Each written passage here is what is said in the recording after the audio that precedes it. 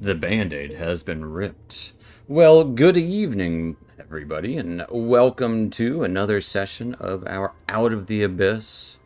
I'm your Dungeon Master, Dungeon Mister, joined by the players that are here. The wonderful players that are here. Hello, Internet, You guys are wonderful. Twitch. Yeah, Aw, they're thank all the you. same. But don't forget to use those channel points if you got them. Give us follow, like, subscribe, whatever. Let us know what you think. Give us your Right? opinions. They matter. You matter. But before we talk about you guys mattering, the story matters as well. So let's talk about what happened last time before we get into what's gonna happen this time.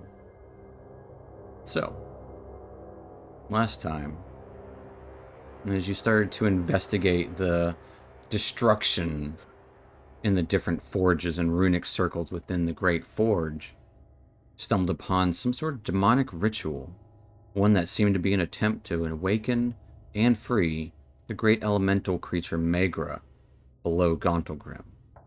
Demonic minotaur on guard, fiendish elementals erupting out of the lava, from the fire, and from the steam, and even the heat of the air itself.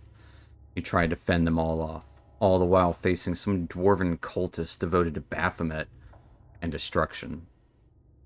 And even as the cultist was felled, the spell he wrought started to take effect. The lava below started to erupt as the runes around the platform were failing. Others that the dwarf had created were bringing more elementals to bear. In a desperate moment, Zakandrin was caught ablaze by one of these creatures, falling. But in his dying moment, he dispelled the circle that was summoning more of the foul creatures. Still, the place was nearly falling apart. Fungi hastily tried to bring Zack back, but his soul had already departed, even as his body still burned. And in the last moment, Weller and Yezebo worked together to redraw and empower one of the watery shielding circles, causing a near instant cooling down of the fires below and all around, steam hissing and nearly obscuring most things around for a moment. But now, the fallen ally, all that remains of the enemies is the body of the elemental cultist and the two Minotaur. That's where we're picking up.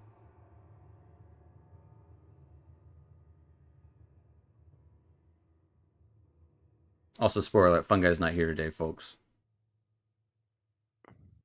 He will be missed. But he'll be back sometime.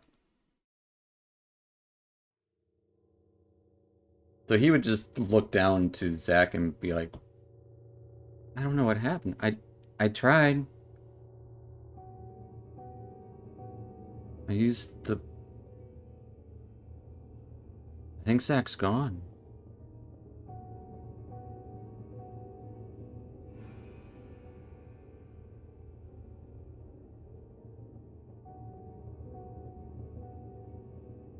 That indeed. What was that? Sad indeed. Sounds more smart alecky when I have to. It does. It's very sad. I suppose very sad. You did everything you could, Fungi. It's unfortunately not the first one we've lost. I'm sure it won't be the last. Surely it won't be. We should make sure the area is secure and see about possibly finding a way out.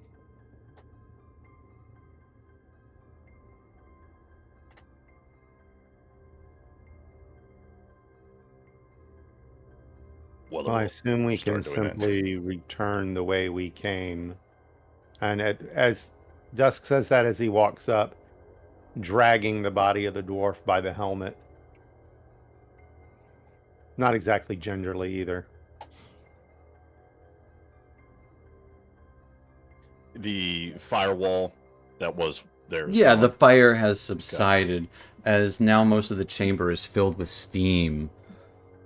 And there's the occasional, you hear the cracking of the lava below, but not erupting, just that rehardening, that crackle of, like, like an ice flow sound, cracking, rocks bumping into each other, echoing throughout the chamber. For lack of a better way of asking this, is there a way that I could transport Zach's body without him, like, crumbling to ash? Thank you for not saying, does anyone have a broom and dustpan? Yeah, he's out, but he is very badly burned along with most of his belongings. In fact, a lot of the stuff is spilled out of his bag. Anything that wasn't metal, it's gone. But his body mostly remains. He's not ashes. You can gingerly carry him as best you can. I'll gather up what belongings are salvageable on the ground. And Casmus, I believe you have the other bag. I got a bag on me. I'll gather whatever I can gather and put him of his gear and put in the bag. Okay. Out of game, I think Yezebo already took everything out of the bag and put it on her. Yeah. Okay. That works. So we'll say As you long as we've got guys everything. give those to her later. Yep. All right. And I'll just kind of fireman carry his body as we Absolutely. start marching back. As you ascend up the staircase out of this chamber,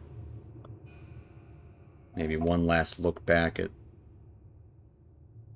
the damage that could have happened to this place if this thing had gotten free.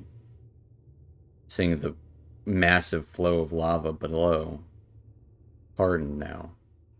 Or at least, not rock hard, but more like molasses down there.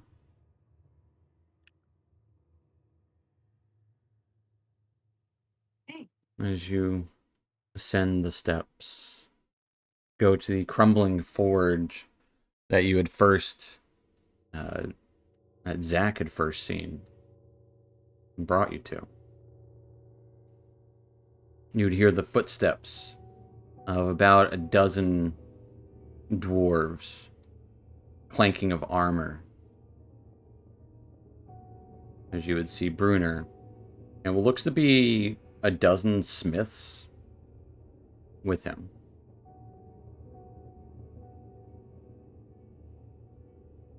Brunner would just call, "Alright, where are they?" Axe in hand, shield in the other.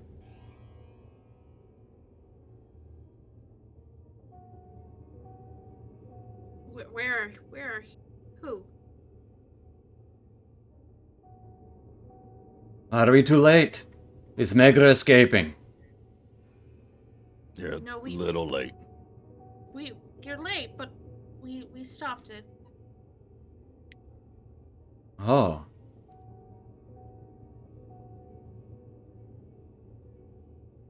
To face Megra itself. I don't think No. it got that bad. But we did face this. And Dusk will sling forward the body of the dwarf.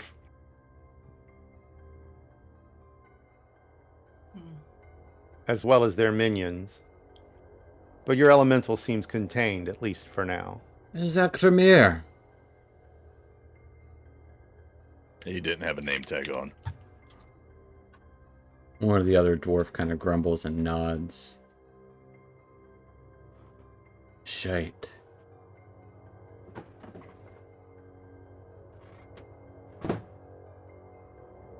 What happened to your friend? He was very badly burned to death.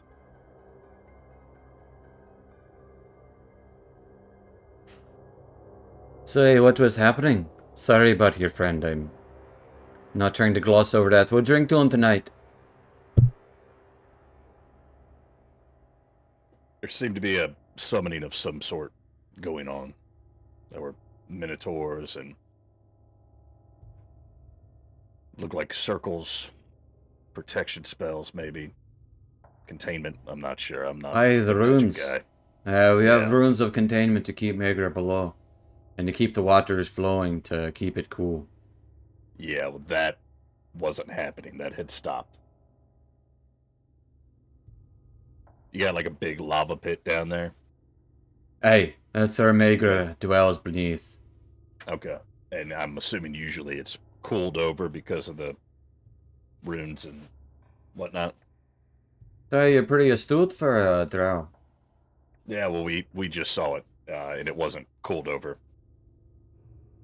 It was like bubbling lava, cracking the platform we were on. He points to a few of the other dwarves.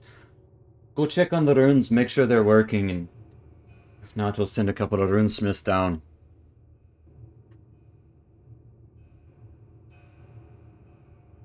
Well, I guess I'd have, your thanks. Or you'd have mine, rather. So who was this guy?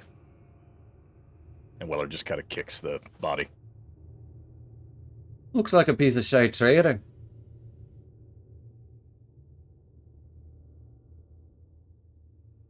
He was one of the forge masters.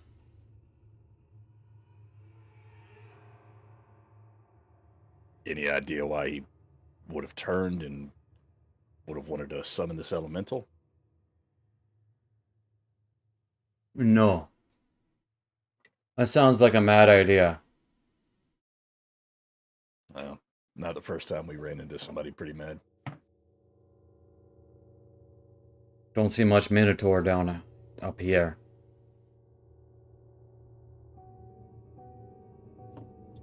Well, we saw 2 of them.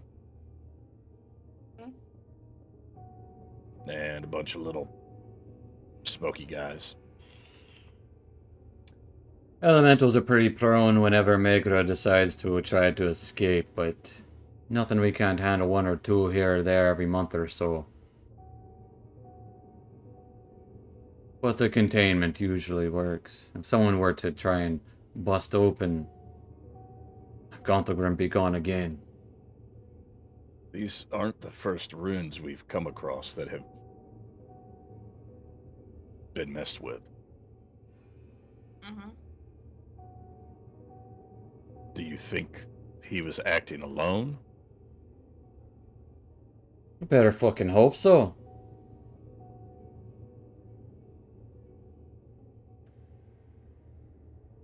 Might be something worth investigating a bit further just to be on the safe side. Hey, we'll be scouring the forges for sure.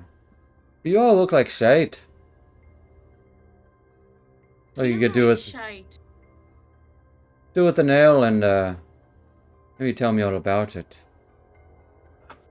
I'm sorry I missed the battle. Just glad Yeah. we could help. We are too. Zach might still be here. Ah, but he went down in a blaze of glory, so not a total loss. Well, was again, we'll drink to his memory. And you can tell me all about this drow, Zach.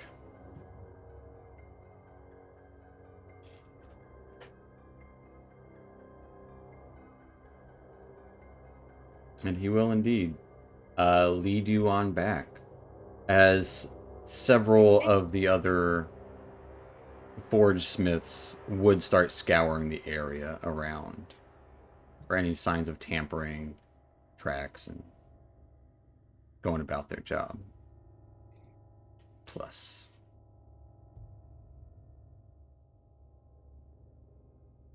Well, come on, we'll let you take the carts back. We walked all the way down here.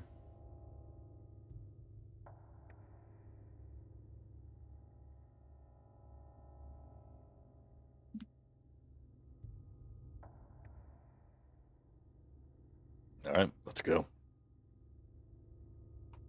As you follow Brunner out of the forge area, at the end of which you did see some rail, like, minecart rails.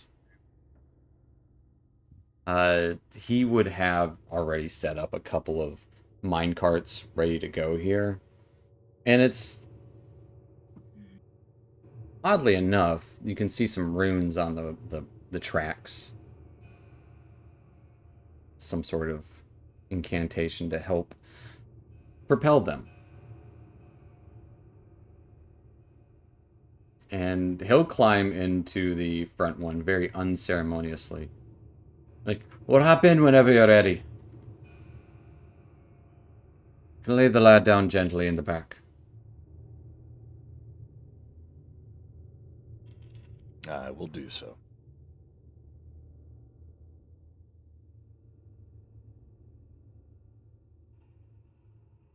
All right. So as you all get in to these mine carts, he'll actually gesture out to one of the nearby smiths. Wave him over. Hey, give us a boost. And you'll see them at the back of the cart raise up a big hammer and just swing it against the back of the rear mine cart in your little train. And runes would light up all along the carts, like the underside of them, giving this like bluish kind of glow. As the mine carts themselves are propelled forward at pretty quick speeds, as like a galloping speed. As you guys are blasted through, past the forges, past the large cathedral-like sanctum,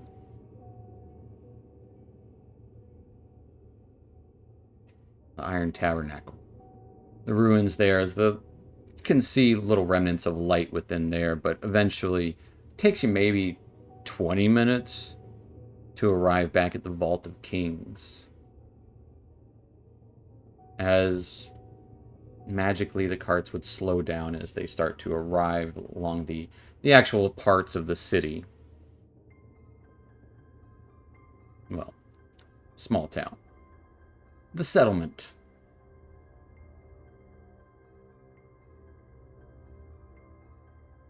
What's your funeral rites? Do you want to bury him here? He died defending the place. I see no harm in that. Here is as good of a place as any. He sacrificed himself to save it, so I think it's fitting. Yeah. Do you want I should prepare his body, preserve it so we can have a ceremony on the morrow? I think that'll be fine. Thank you.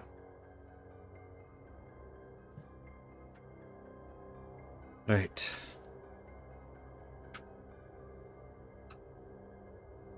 Well, if we had a stone song around, we'd be able to give him a proper send-off. Knows bell petals is almost as good as I.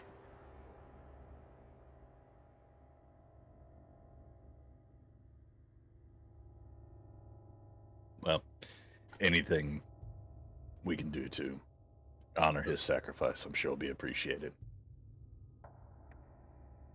We'll inter him among the defenders that first freed this place not long ago.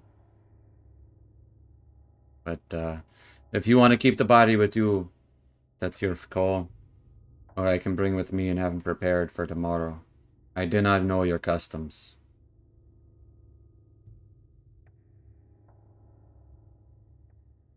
He That's wasn't a big much question for with the drow two customs. drows. I can't say that I'm an expert on those customs either. I don't know if we really have many when it comes to the men of our brood, but I think the only two drow I've ever met that gave a shite about or had to deal with. If they died, they'd probably not care about their bodies. Still inter them as heroes, though. At least one of them. The other might as well kick off a cliff. Is he an Running up. interment or a cliff kicker? we'll go with internment. All right. You know, they say when you die, it's the funeral and everything's more for the grieving than it is for the person that died. So Die. for us, we'll say internment. Of course. Ask Amontillado him. Be more than welcome to visit his place of resting afterwards as well. We'll get something together for you. I'll think of a way to repay you for doing what you did. Far be it from us to ask for help from strangers. Much less people, well, strangers. We'll just go with that. Yeah, it seemed like you were going to say something real offensive, so we'll just keep it as strangers. Oh, I might, but I've been given a scowl once or twice.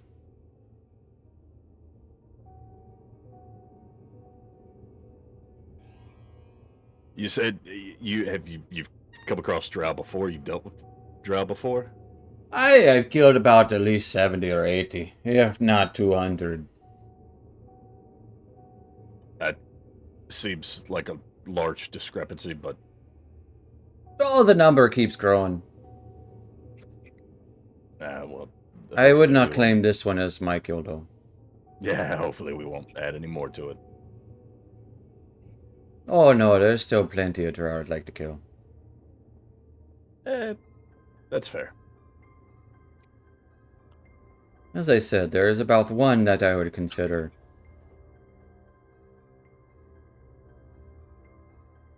Almost like a nephew, or like a...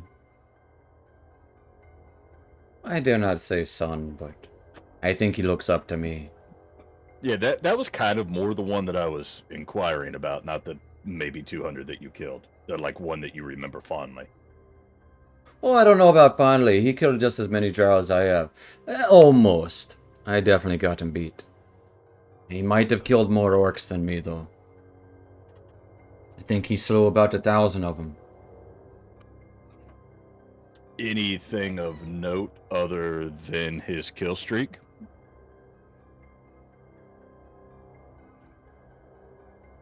Like, does he have a name? When was the last time you saw Oh, him? he's got a name, alright.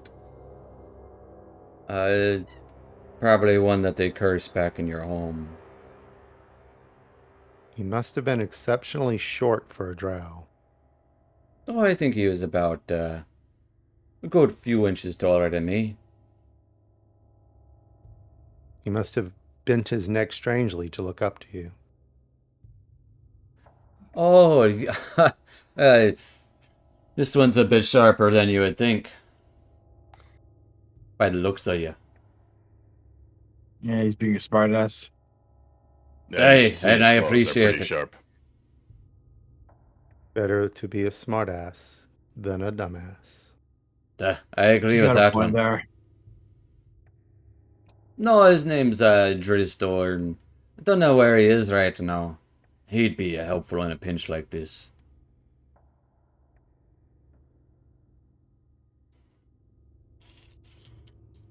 He is of House Bannery. Was? Yeah.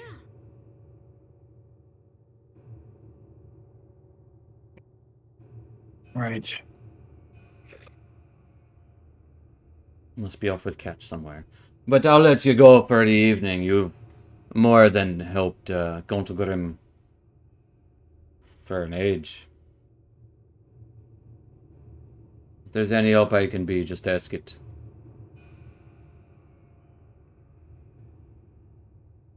Otherwise, I'll try to come up with some way to repay you myself.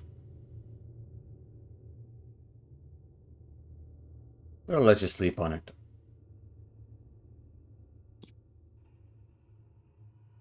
We'll have a funeral in the morn. Thank you for preparing Zach's body and for the hospitality. Of course, you're welcome to have a drink for the night if you like to. Unless you'd rather sleep. I've never shied away from doing both. Ah. Alright. Well, then get yourselves cleaned up and We got a meat hall in this place. It's a bit quiet, but we'll go there nonetheless. You can bring the body with you. He might have a last drink as well.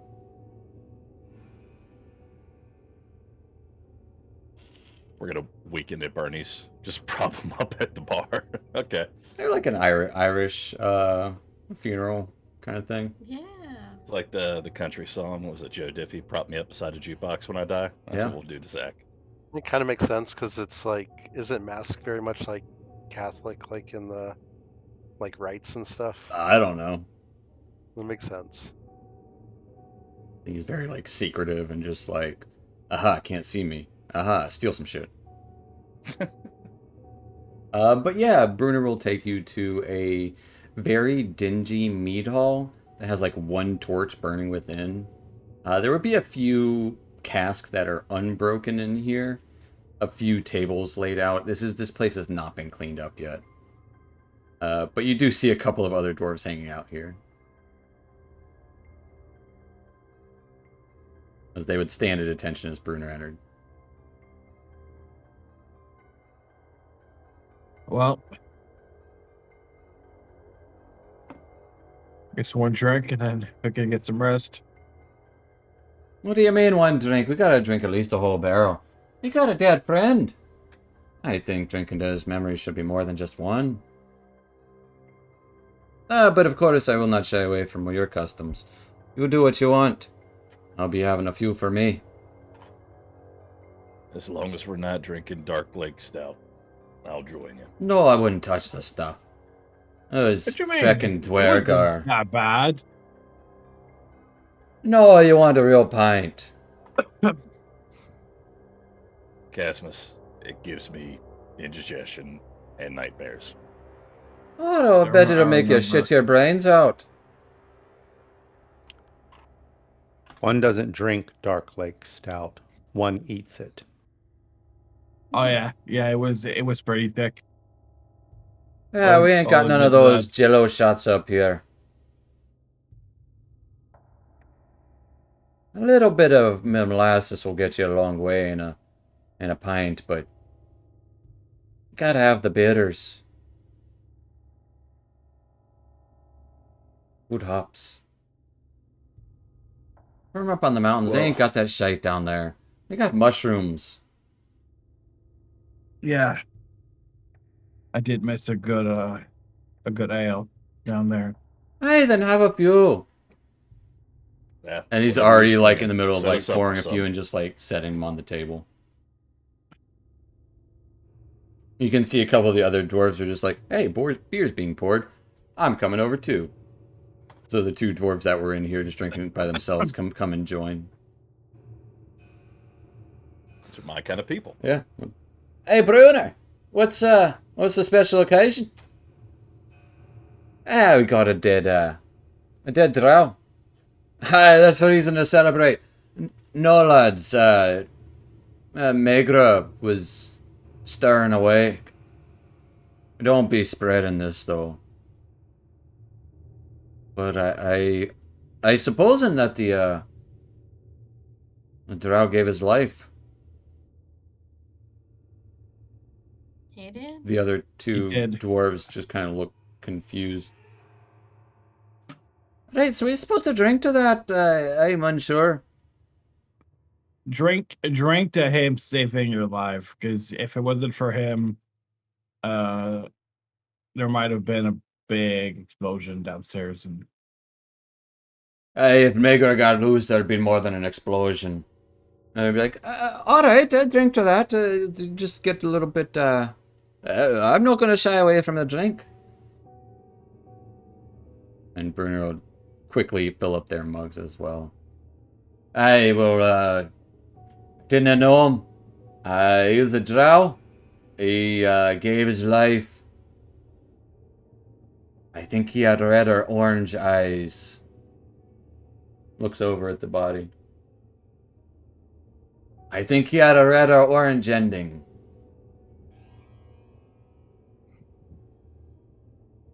And he'll raise his mug. Yeah. Yes. Guess you could say that. And we'll kind of look around to see if anyone has any words to say. Yes, you knew him best.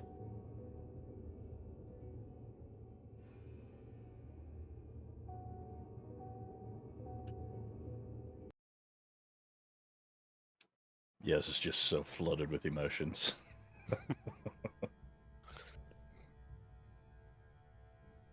Well, we can fast forward if you want, and we can just say that you guys have a merry time. Maybe not merry, but Bruner will try to make it a merry time. He may or may not try to challenge someone to like an axe throwing contest in the middle of it, which he would win. I drink a dwarf. Good fucking luck. Oh, he'll probably get hammered. Oh no, he's gonna get hammered. Yeah. But I mean, I'll drink a dwarf is almost impossible. Yeah, definitely for every 2 you guys drink, he'll drink like 6. Just to mess with Bruner when things get a little raucous and we're all celebrating and waving our mugs. Dusk will put his arm around him and swing with him and end the poison condition on him. As he starts to like get in tune. Shite, I need about 5 more of these. Yeah. Yeah. Just to amuse himself. Absolutely. See the look on his face.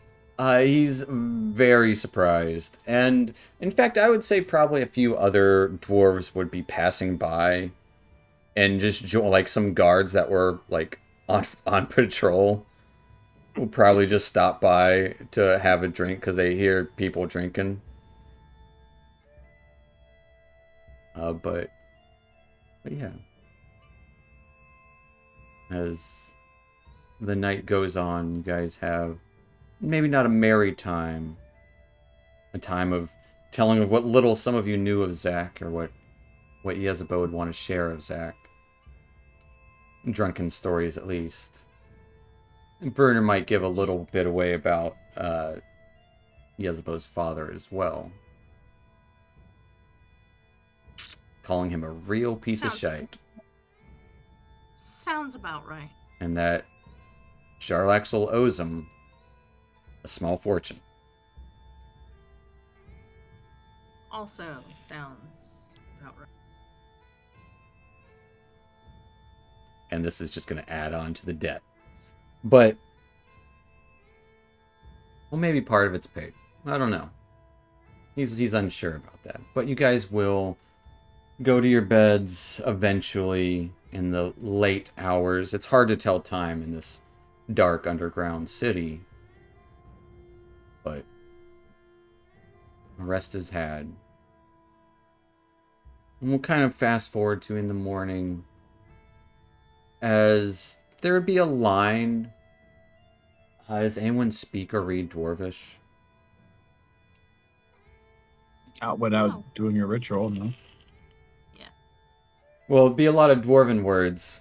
But someone would explain to you this is a hall. Looks like it's recently interred of defenders of Gauntlgrim. And they're kind of is set in a pretty prominent place to easy access near the front gates. Not necessarily easy access to like steal, but just a place of prominence in these halls. And essentially there's like a Bruner, a priest there, and you guys. As if anyone would like to say any last words to Zach or about him.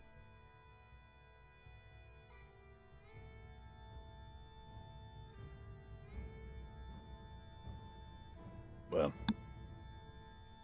I knew as much about him as most of us, but I will say that he died bravely, both in sacrifice of Gauntlgrim, but more importantly, in sacrifice of us. And for that, we will remember him.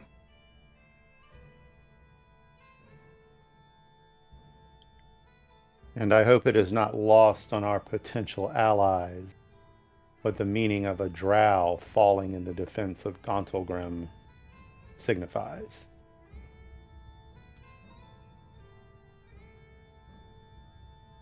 Bruno would kind of nod at that.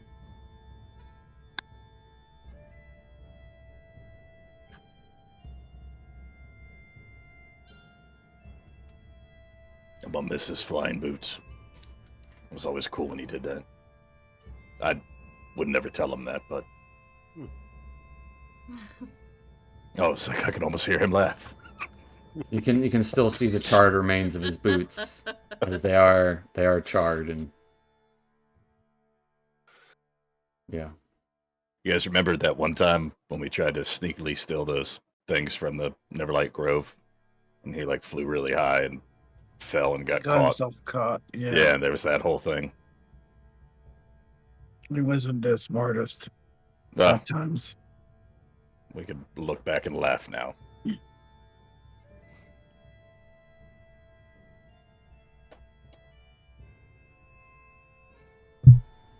Bruno will say some words in Dwarvish.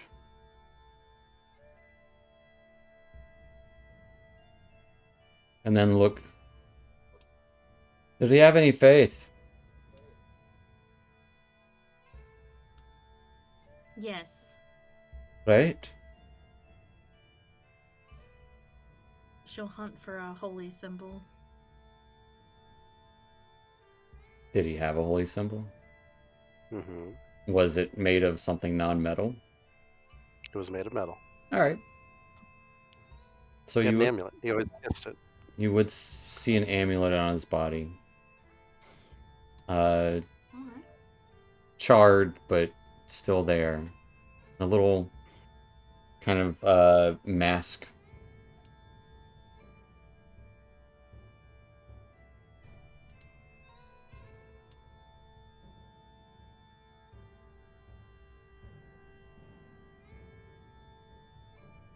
I say, here's his fate. Bruno will look at it.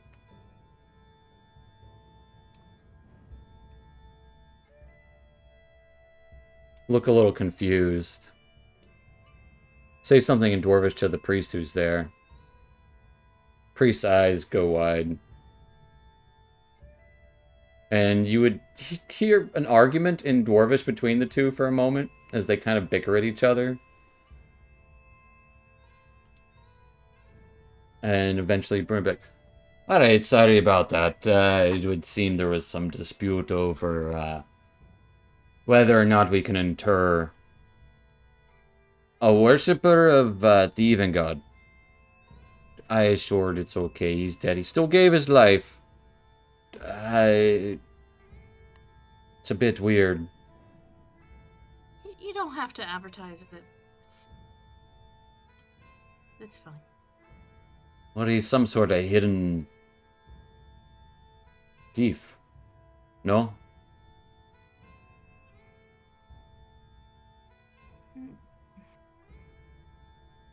I mean, we just told you about a time where he tried to be a hidden thief and he wasn't really successful at it, so I wouldn't worry too much about it.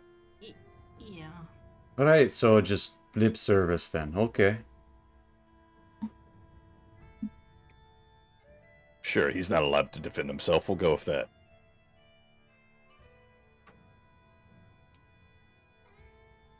Would just stick a symbol of Carlin, then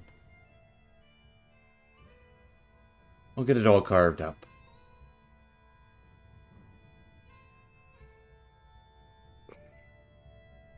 Okay.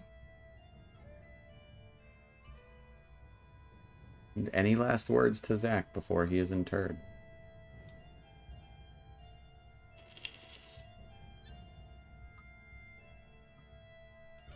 No. Spoken my piece. Alright. It's very unceremonious, and the priest will guide the stone and actually levitate the stone that he is resting on and slide it back into a slot in the earth. and from the wall nearby, a slat of stone covers the space. Yet marked. All that would have is Zach at the moment. Also Drow. We're working on the stonework. I'll take what you said into consideration for it.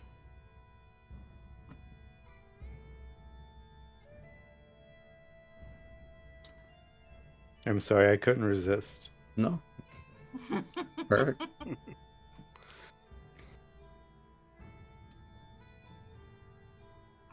And after the kind of,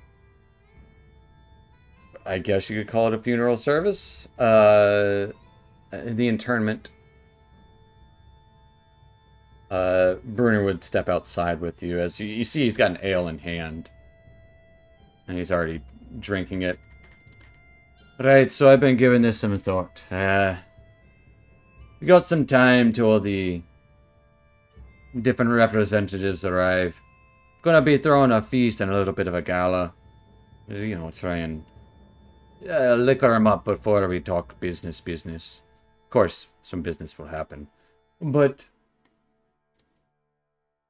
feel it only fair to let you use the forge should you need it. After all, you help protect it. So any one of them you see, or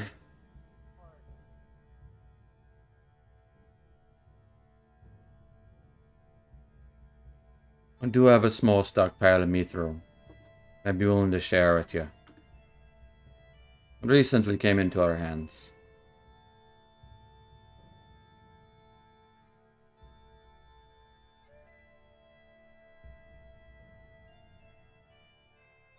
It's the least I could do. We'll certainly take you up on that, and you have our thanks. Feel free to roam around the city while you wait.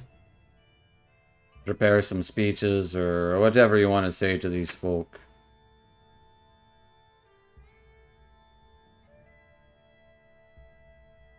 I'll be around. I have some business to attend to. Planning and whatnot.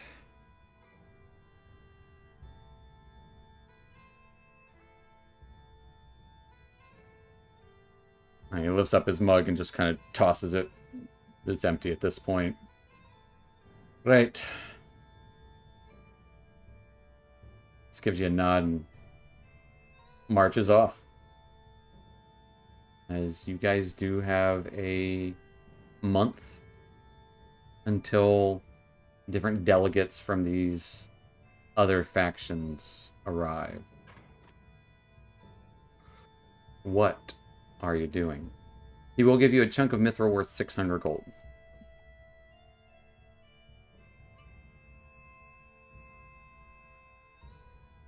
All right. Alrighty. So, And if you need better weapons, better armor,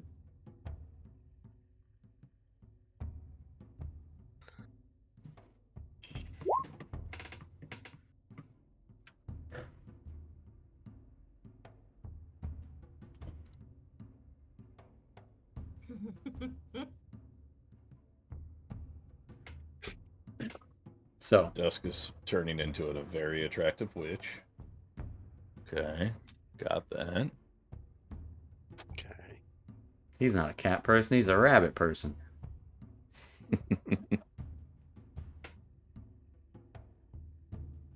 So, yeah, you have a month. We got a month. All right. And you had a week to think about what to do for this downtime. Yep. Yes. Lead us off. What are you and I working on? It will be split. You have 3 10 days, so it'll be hammer hit harder. be split into 3 10 days.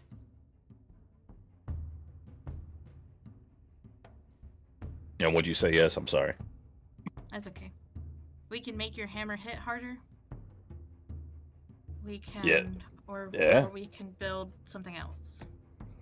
the javelins that we were talking about, Caspus has got a witch bolt, which is electricity, so it could help get making You would need lightning bolt from Lightning. the crafter, which Casmus would not be the crafter. the crafter. Could do a scroll of it. I was gonna say I didn't even think about this, but since you have a maul, you can always enspell the maul with one of Isabeau's spells. I mean, especially at like lower levels, like I don't know how your Okay. reactions are, but you could put shield in it. +5 to AC is a reaction. 5 times a day. Yeah. Damn. All right, that's not bad. I would honestly like that maybe more than adding another +1 to it. It would -1 from it. No, no. But it, of course, would still be magical.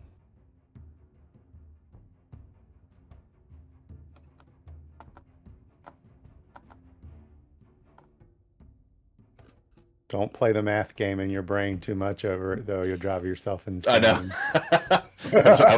I was already on the information tab. I was like, let me see. Hang on. What does this mean? So I'm going to And show you some things. Show us some things. Ooh, I like that. That's great. Here's a table. Tables. I already gave you the math for how much you can do. hmm Yes. There's your armaments. Oh, wait. How do I bring the table back up? I thought that was something I clicked on. It'll be in your journal on the very top. Okay, sorry. Armaments. I'll go ahead and show you all of them. Oh, good lord. Oh, the table. There's 4 tables. So many tables.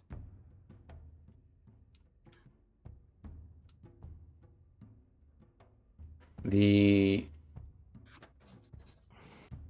Yezebo has proficiency with smithing tools, as does Weller, so the pair could feasibly work together for 25 days, spending 1,000 gold in product to craft a rare item.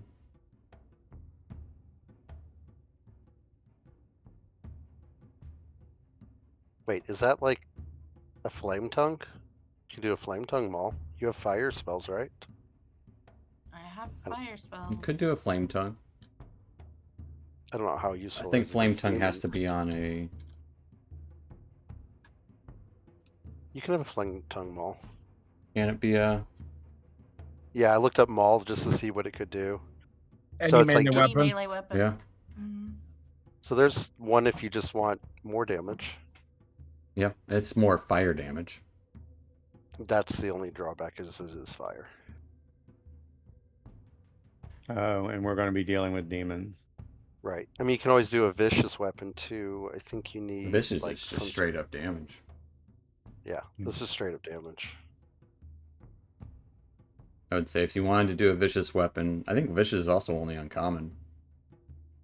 No, it's Is it rare? Oh, because they It used to upped be what they uncommon. upped what vicious does. I would say 2d6. you would need some damage. sort of spell that, which you probably honestly have, like magic weapon or something like that. All right. I like the I mean, sound of a that- vicious maul. Again, it wouldn't be +1 to hit though anymore. That would be the drawback. It would just do extra You- damage. Period. 2d6 extra damage. Period. Yep. Would you trade your +1 to hit for 2d6 extra damage? That's a drawback. Or you can make a completely different uncommon weapon together.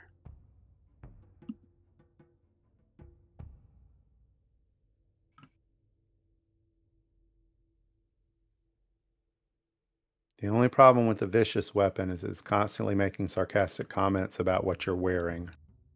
Right, there is that. I mean, I rolled with you guys for how many sessions with a gold mustache. That's. so I think you're I can confusing that handle with the weapon of slaying. Slaying. it. That was good. The weapon of shade. Yeah. So the maul +1 right now currently does 2d4 plus 10. Well, technically it does, because you have certain properties. It does 2d6, but Oh, your okay. ones are turned into 2s. Gotcha. Mhm. Or maybe your 1s and 2s are turned into 3s, something like I think that. it's ones and twos. So it's 2d4. Right, I got the math right. Yeah, this And will so- make him Or do if you all wanted kinds to, you of could math. keep your maul Mm-hmm. and spell the glaive. Mm. If you wanted to throw a spell in there, yes. Or no, I don't mean like in spell as mean like the in spell weapon, but you could turn that into a different weapon. Leave them all and just modify the glaive. Yeah, so you can Well, yep, golf bag it. mithril. So I mean, that's usually used more for armor. But It's a raw material. You can use it for whatever you want. right, You fuse it with some legendary minerals. I would say there is one thing that you will have no problem getting in Gauntlgrim. It is going to be metals and stones. If you need metals and stones for an ingredient in making something, they will 100% have that. It's the other stuff that you'd have to worry about. yeah. But I mean, that's easy if you want to do that. But Mm. and then I don't know what everyone else has, but like, Why don't we let know- Yezebo and Weller stew on weapon stuff? Yeah, let's move on to somebody else and we'll think about that. What Yeah. are Casmus and Dusk wanting to do?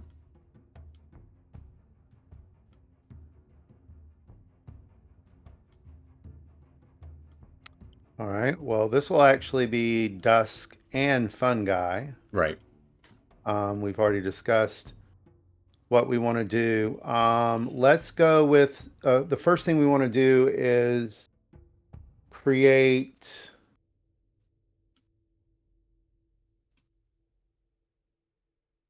a few potions of healing.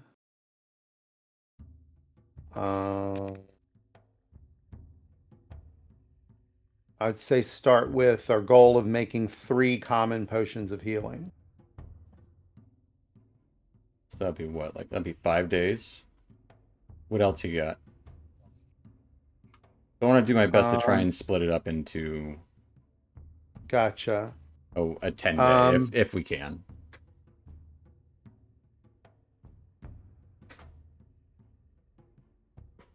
And then I know we had interest in creating a potion of pugilism. That would be uncommon.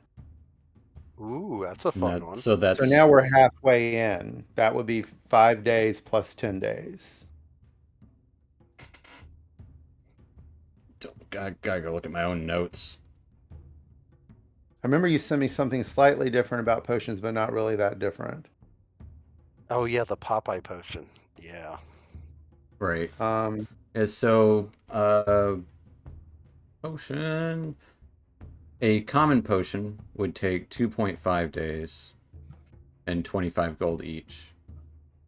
If they have the materials. I'll say for common, they definitely have. For uncommon, together. Because if you're working together, it halves the time.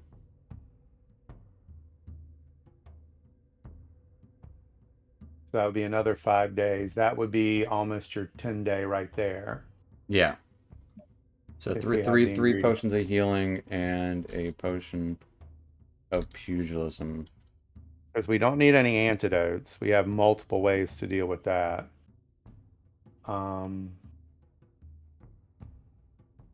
So, what I will need here for this first 10-day is Dusk, roll me a percentile. You want a 25 or lower.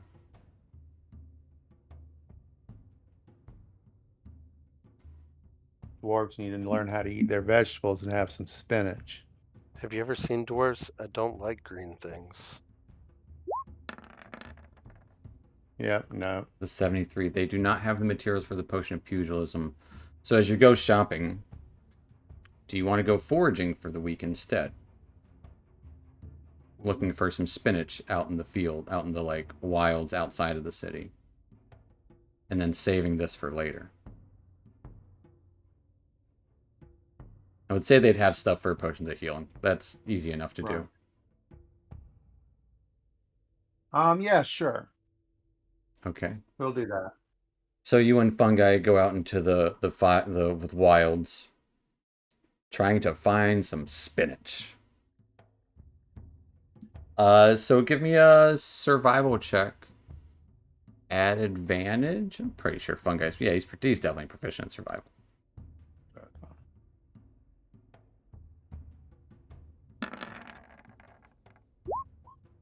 Okay, with a 20. Go ahead and roll me 1d4. It's gonna be +1.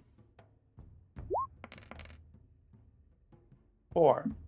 You find enough bushels of spinach that when you cook it down, it'll be enough for 4 potions of pugilism. Oh, wow. Well, that'll take... To prepare it now will take a large portion of the rest of our time, right? That would take... You're looking at 15 days, so you got 5 more days. Or well, if you did 4 potions of pugilism and 3 potions of healing, that would take 25 days. So you would have 5 days left. Let's go ahead and add 2 more potions of just regular healing. I mean, we can never have enough of those for emergency moment. All right. So now from you, I will need...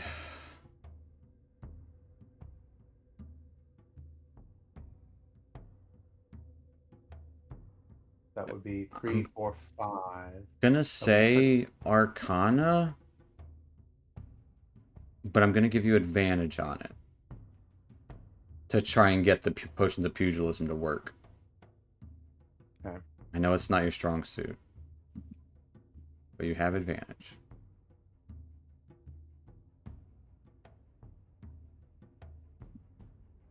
As you and Fungi just kind of mishmashing the cooking and herbalism together. Why is it only... Oh, well. What is your total there? Well, my best roll is a 5. You have -1 too. Yeah, because I'm proficient with herbalism tools, but a -1 in Arcana. Right. Doesn't make much sense. But... Well, it does to a degree. So you are able to... I'm going to say roll me another d4 again. This is going to be -1. 2. 2.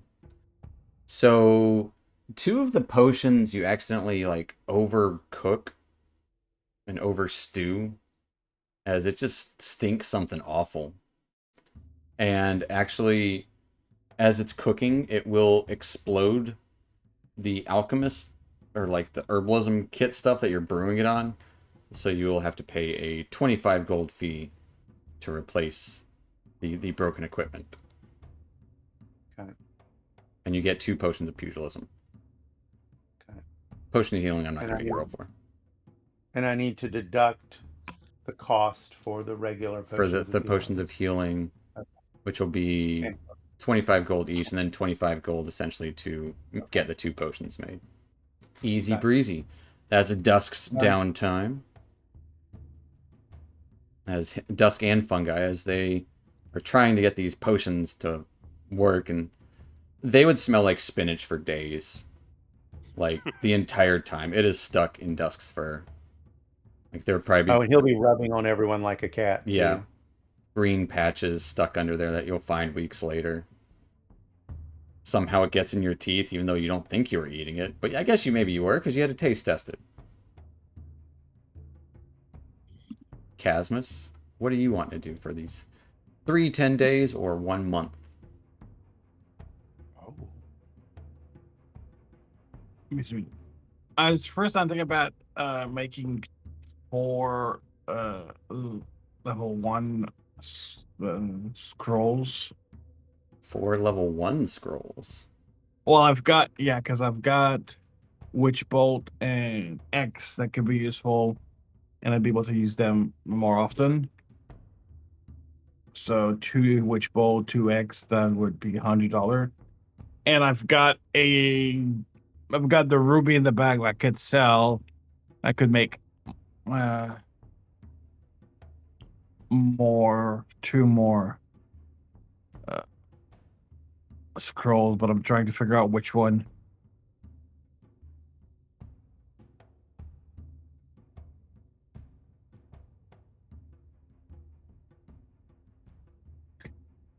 Probably 2 scrolls of fireball is probably going to be useful.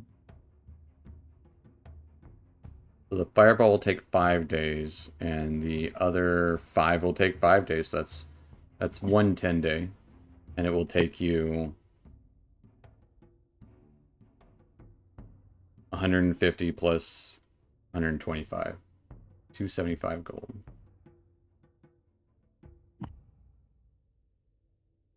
So sell the ruby. I got enough. Okay, so that's it. And then 1 10-day is gonna try to, like I was saying, to spy around town to see if he can get any more information about those groups coming in. And So when you say spy, tell me about this. well, How are you spying? spying, more like asking around, and if he finds information that in places that he's not supposed to be there, he's gonna. Are you use willing his to spend ability. money on this endeavor?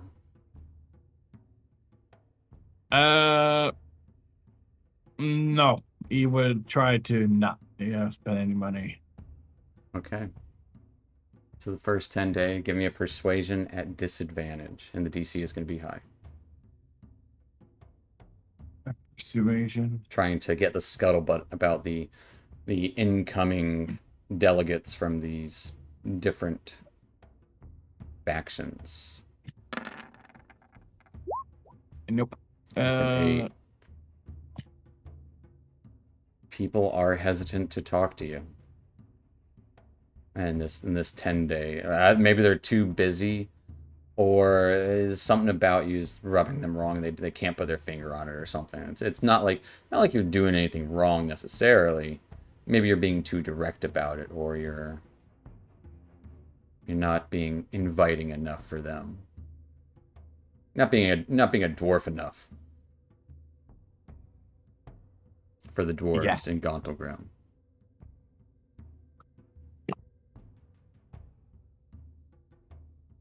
So, we did anything for the You got the one scrolls or? You don't need a roll for crafting scrolls. I'm not gonna make you. Okay. Those are cut and dry because you know these scrolls. I would say the potion of pugilism was something new that Dusk and Fungi were working on to try and essentially concoct of their own. Like, what if we made your punches better? Spinach, that's the answer. Last week you would just see if anyone needs help, he would help them. Otherwise, I don't really see anything else that he really needs to do for the last week. I mean, if you're willing to spend money, people would be more willing to talk to you. Like if you're willing to like buy them some drinks or something, or buy them some groceries. Nice old lady at the store. I'll pay for that. Well, I do have technically 2. Wait, I spent 100 for 4 slots. That's 500. How many spell scrolls of Fireball? Just 1? 2. So 2 Witch Bolt and 2X. That's $100. That's 100 gold. That's what I had and that's on me directly. And that's 4 days. That's 4 days. Plus then 2 scrolls of Fireball. That's 150 each. And that's 10 days. Gotcha. So you do have 1 more day there, actually, if you wanted to make another first level scroll.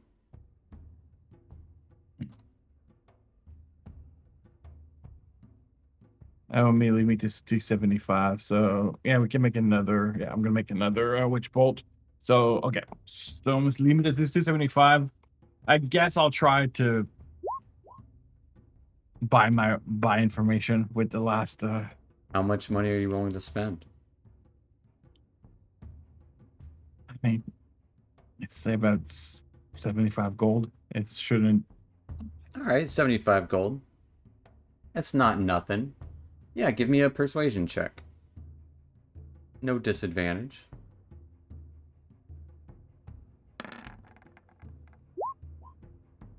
With an 18. Which faction would you be most interested in?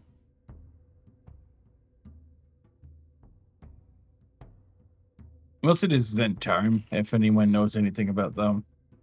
Since they seem to be the most enigmatic. The Zentarum are the one that you already have an agreement to Oh work with. wait. Right, I forgot. Davra.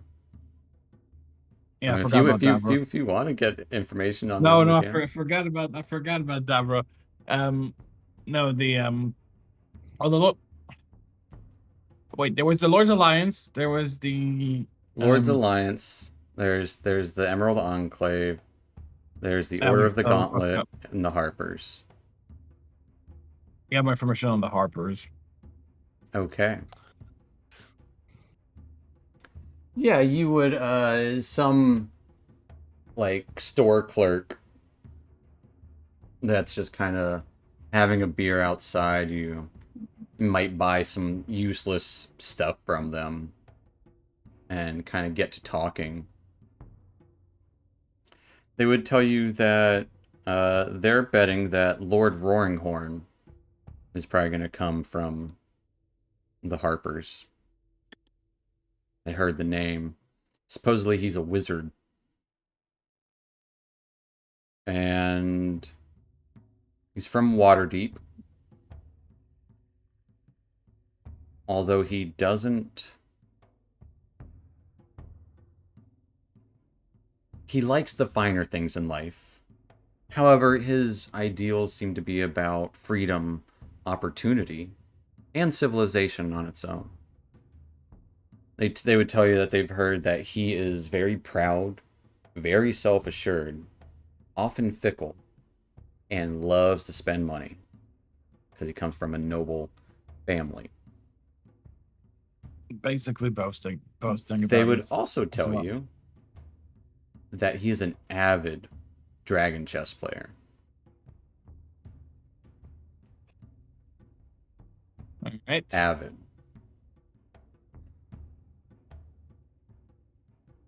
And they've heard that often he treats playing chess as a test of one's character. The dwarf doesn't understand that at all, because they're just like, hey, no, you don't just go playing chess. You gotta do the arm wrestling to see how strong they are. And then you throw rocks to see how far they can throw it. And then you drink to see who falls down first.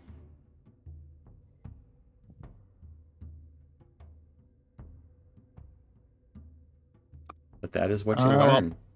All right, perfect. That will take us to Weller and Yezebo. Have you guys thought about this? What you want to do, what you want to make. If you make an uncommon item, Yezebo could make other things too. And Weller could make other things too. Well, Weller could spend time like Casmus did, probably. Because you can't craft magic items without being magical. Were we supposed to think about something?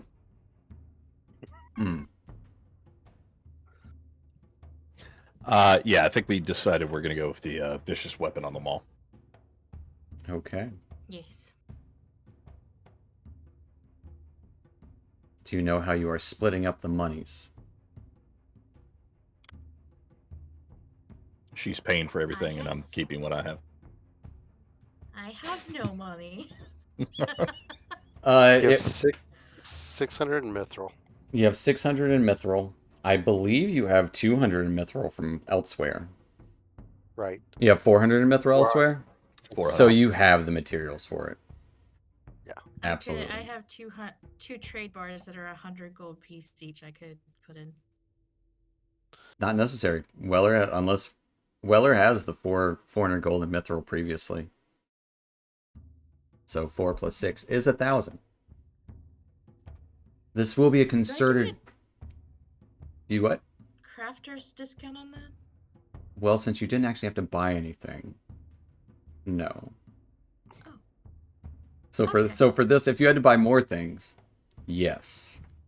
So that takes 25 days That because will they're take working that together. will take 25 days because you're working together. I want you two to describe to me how it is you're both working on this together. You're both proficient with Smith's tools. Obviously, Yezbo is going to be doing most of the casting. What is the situation like going down to the Dwarven Forges together? The two drow. We're holding hands and we are Okay. gossiping about everyone. Yeah, Yes. go on. Love that. Maybe Say more. skipping involved. Yep. Definitely some skipping involved. For sure. Talk me through the crafting process. Well, I do have my gauntlets of ogre strength, so I can help with some heavy lifting. Absolutely. But mostly casting.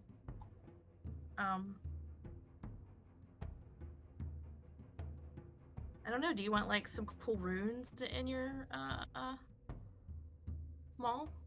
Or Yeah, absolutely. Let's do some decorations. Nice. Okay. As essentially kind of melting down your own maul and re-imbuing it with this vicious property, casting spells into the metal as it's being worked and hammered. Weller, I would like an athletics check from you. And Yezebo, you will have a choice of athletics or arcana. That's why I was asking for the description. To see what I have you roll.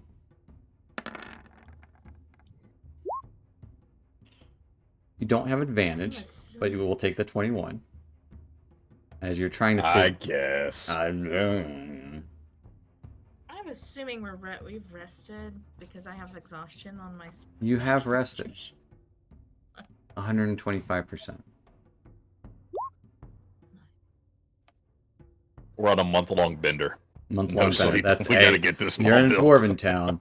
Granted, your time here is muted. There isn't a lot of hustle and bustle. There's the occasional drinking in like one small part of town. But mostly it's, with a 30 too. Heck yeah. Jeez. Absolutely. It As is the best. you find you actually have 100 gold of that mithril still at your disposal, should you need it. One of those bars is still left over, and by the end of it, it could have been a 33. Why didn't you roll in that 20? Jeez. Jeez. I'm sorry, I failed. And you know what? I will say with this imbuement of magic, the mithril takes on amber, almost orangish hue. Not unlike molten metal, but a cooled form. More, I'd say more like amber, as it takes on that kind of like metallic amber, and then the white of the mithril kind of blending in, making it shine and shimmer. This is definitely not of Dwarven make anymore. This is very much let's say the handles probably a little bit longer. The hammerhead is been hammered to be more graceful looking, although it still packs a wallop. Are you going with two flat ends, or are you going with a hook? Or like a spike on one side? Yeah, I'm thinking like a spike, maybe with like a slight curve, not quite like a full crescent Not a moon hook, type thing. yeah. And then the flat edge. Is it more of one of those, what is that called, as it bows outward towards the flat part of the hammerhead? Do you know what I'm talking about? Oh yeah, I know what you're talking about. Is it Yeah, I more think you guys like called it like does it flare out? I did find a cool picture when the Mall of the Guiding Star looks very drow-like. is it like that? Or is it more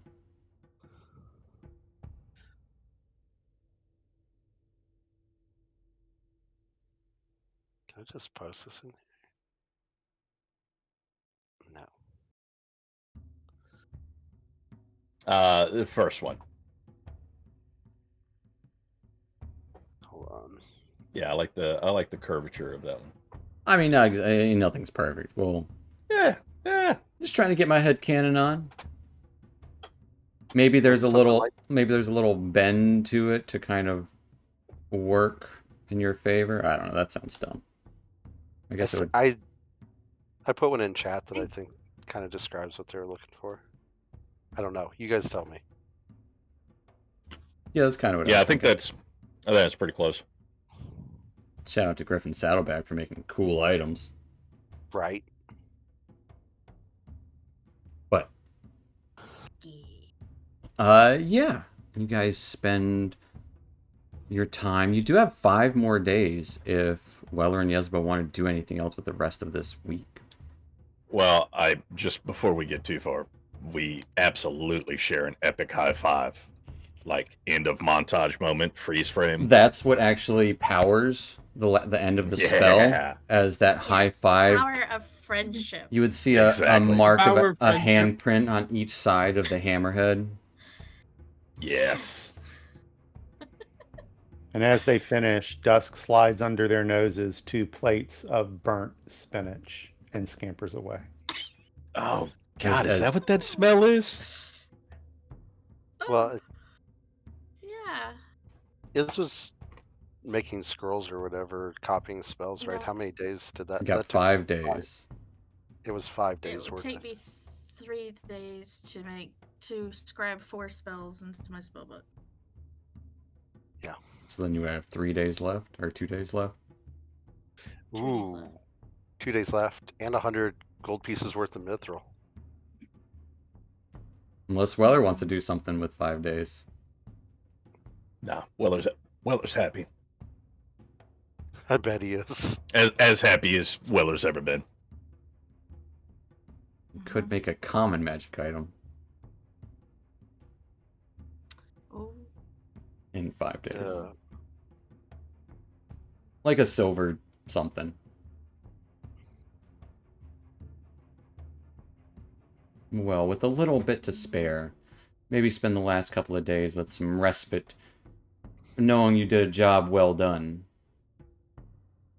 As this might be the last chance you have time for rest in a while. And I'm sure it's a welcome respite.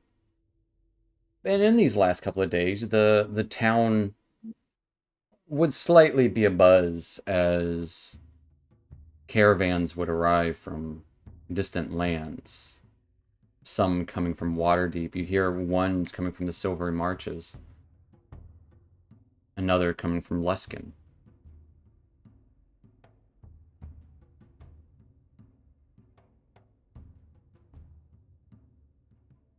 But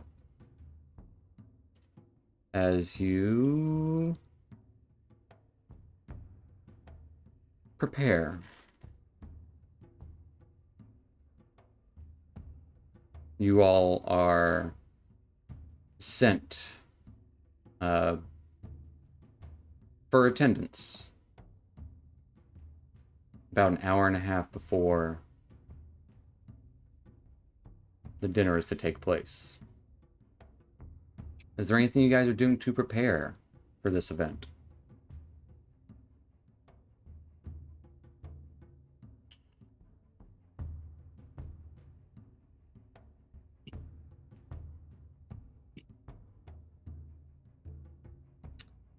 washing my clothes and taking a bath. Absolutely. It would be a little harder to take a bath, but they do bath. They more have like hot steam rooms, and might have like some natural like, you know, Might be a little sulfur in your bath, but it's exfoliating for the skin. They probably do a steam and scrape. Yeah, 100%. Okay. They probably don't do the Kinda like scrape the part. Romans. Oh, Right. I will. Fair I enough. probably don't smell sulfur by now. Dusk will mend his clothes to where they at least don't look quite as tattered as normal. But other than that, he is not one for banquets or things like that. So that's about all he knows to do. The question is, Weller wearing his armor to the banquet?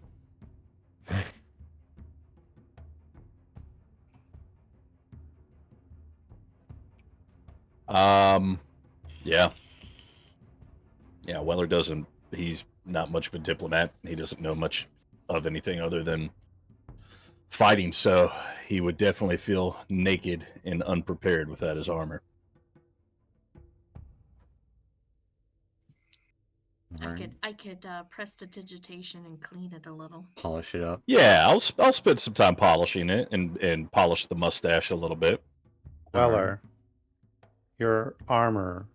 Didn't we determine this was dwarven armor It is. originally with runes on it? I thought it was from the City of Brass. It is from the City of Brass, but it has dwarven runes on it. Mm. Ooh. Might it not be a good idea to know exactly what those runes say before you wear it in front of delegations of people who may have knowledge of such things? You know, what if one of the runes says, fuck the Lord's Alliance, or something similar in Dwarven? It's a fair point. Let's see. I'm just gonna check how long it takes.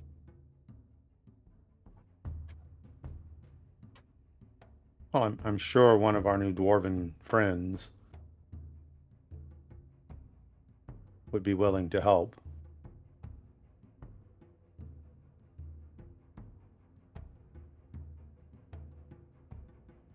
Yeah, you can ask the guy who's collecting you. I'll ask him just to be on the safe side. Look like it says a lot of curse words. And then fire.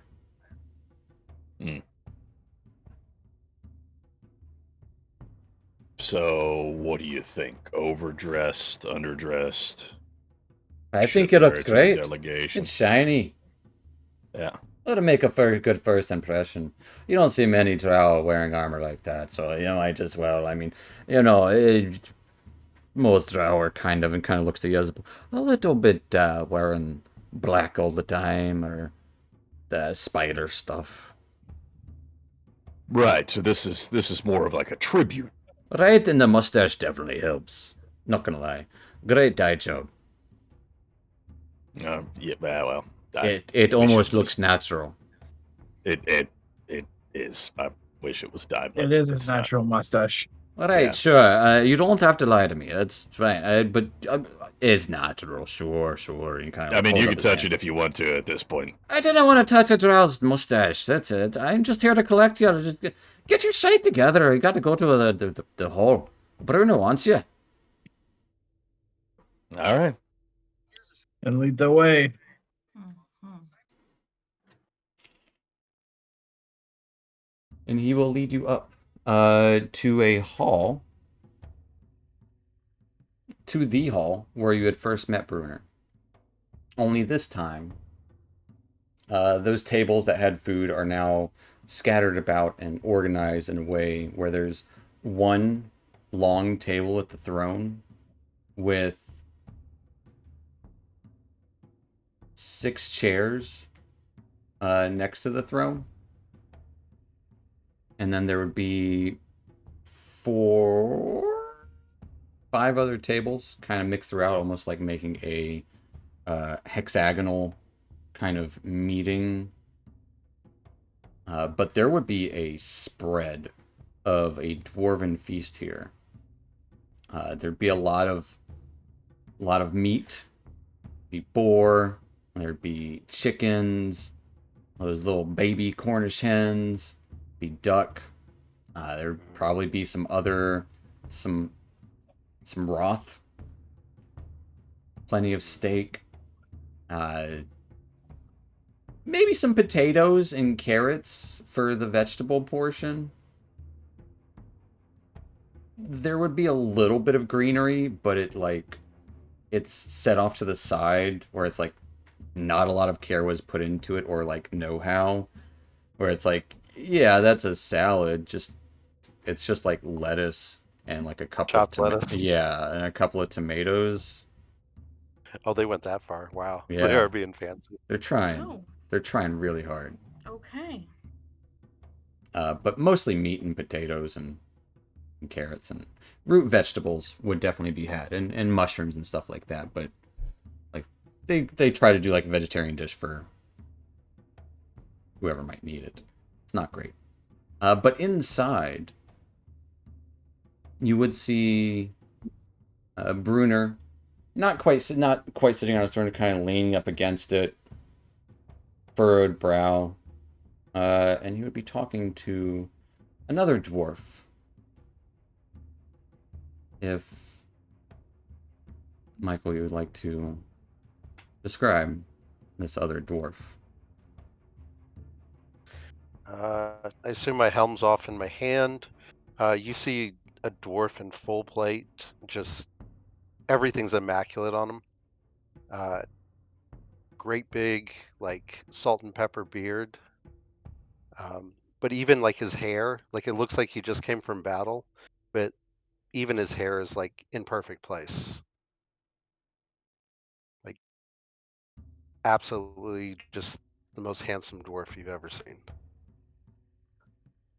And yeah, lots of symbols on him. Different. None of you really know religion, but a lot of dwarven holy symbols. Like Different they almost look like places. medals or like badges. Right. And there's like a sword, There you but go. yeah. Yeah, that's a perfect picture of him. But yeah, armor definitely battle worn, but also as clean as possible. Get out of here. And just Well, not a moment too soon or a moment too late. There'd be someone I'd like you to meet. This is the Stone Song. aye. Well met. I heard about you all. I was dealing with my own problems in the mines. Dimethorn had hidden streams of silver down there. Pleasure to meet you. And Callan Stone Song. Yeah, to be going Pleasure. down with you, just to make things a bit easier on you. Be good to have a fellow delver. I cannot go myself.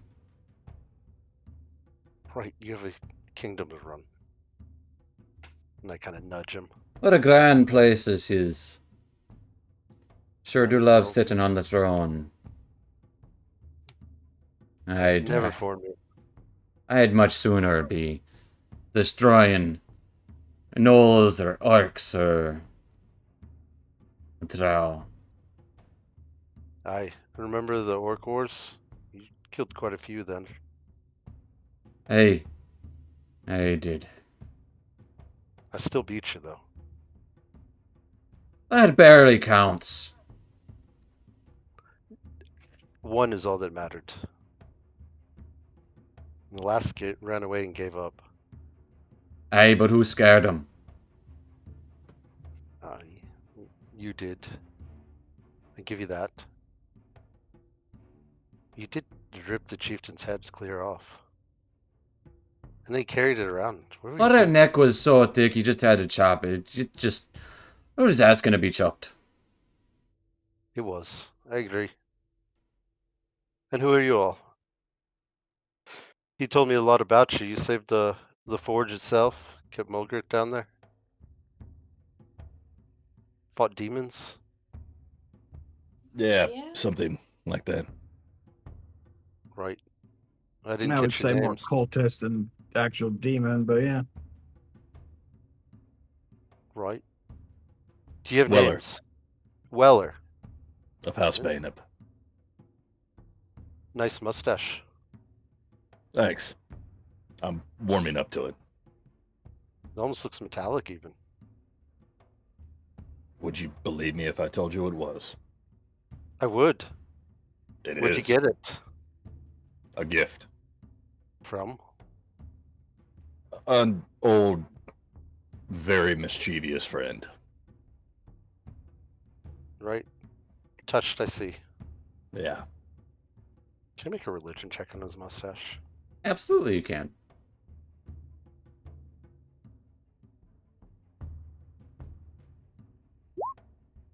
Ooh. You are uncertain. Swear I can't place it. But, right. And you? You're a, look at Casmus for a minute. Not an elf. Tiefling. Right. I don't have the horns. No, Take after from my Hellgate. mother. From Hellgate Keep lineage. I'm not too sure where my bastard of a father is from, but was born in Baldur's Gate. It's close to Hellgate Keep. That makes sense. His dad's very attractive. It may be an inappropriate time to say that, but I just thought you should know. All right. And you're a Tabaxi? You hail from Chult? Where I hail from is complicated. I am Thunder at Dusk. Pleasure to meet you, Thunder at Dusk. You'll know. Who's the quiet? Who's the quiet one? This looks studious. I'm Yisabeau. Is it? Wait, is this his daughter? He rolls his eyes and nods. Hey, it's that fucker's daughter. One of his. Right. I gotta ask, did he really seduce two dragons at once? I don't know his private life. All right. Always wanted an answer to that story. I think there's no way. I don't think so either. But Drit's sweared by it. And Athergate too. Now, that one would be far from lying, but maybe you don't know. Either way, well met. Look forward to traveling with you all and taking care of the demon incursion down under. I've already had dealings with them myself. Right, How'd you fare? Callan here was telling me he came from the mines, and in the waters there was some demons afoot. Deep down. Right, Hezru. But that's also where Demonthorn hid streams of silver. Although I wouldn't send any miners down unguarded from here on out. He just kind of nods. Right, well, that's things for another day. I got a lot of bookkeeping to keep up with. Don't much care for this king stuff too much, to be honest. But it is what it is. Someone's got to run the show. Better than you than me. Die. You won't argue with hear argument with me from that.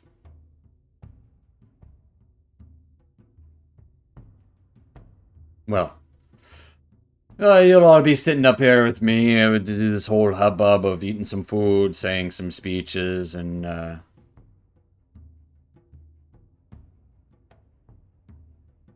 already told the allies you met, or you will meet tonight, what you told me. I already invited them to learn what is happening, to share what we know, and hopefully maybe you can persuade them to get their backing for what it is I would propose. Ye have braved the Underdark, lived to tell the tale. You know better than anyone what it is we face. But we need to know more. I've spoken with Zentarum. They have a stake in a secret Underdark trading post called Mental Death. I believe she mentioned it when we were speaking together last. Hopefully keep them on our side. They'll guide you there. And over there you can meet one of their agents, someone named Gazrim Dulak. I think I'm pronouncing that right. Supposedly he can provide you with a map of the Graven Hollow. Graven Hollow is a legendary place. He'll look to Cowan. Built by the stone giants long ago. Said to contain all the knowledge of the Dips. If there's answers to be found for what's happening, you might be finding them there. And if you are willing to go back, that is. Right? Right, but it's locked, right? From legend? We'll Need to- get across that bridge when you get there. And I don't suppose to send you into the Underdark under prepared. So I hope you make an impression on those that will be gathered here shortly, so they'll support the cause and your mission. From what I've heard, and even seen a bit, I think there might be no one better to do what needs to be done. What you say?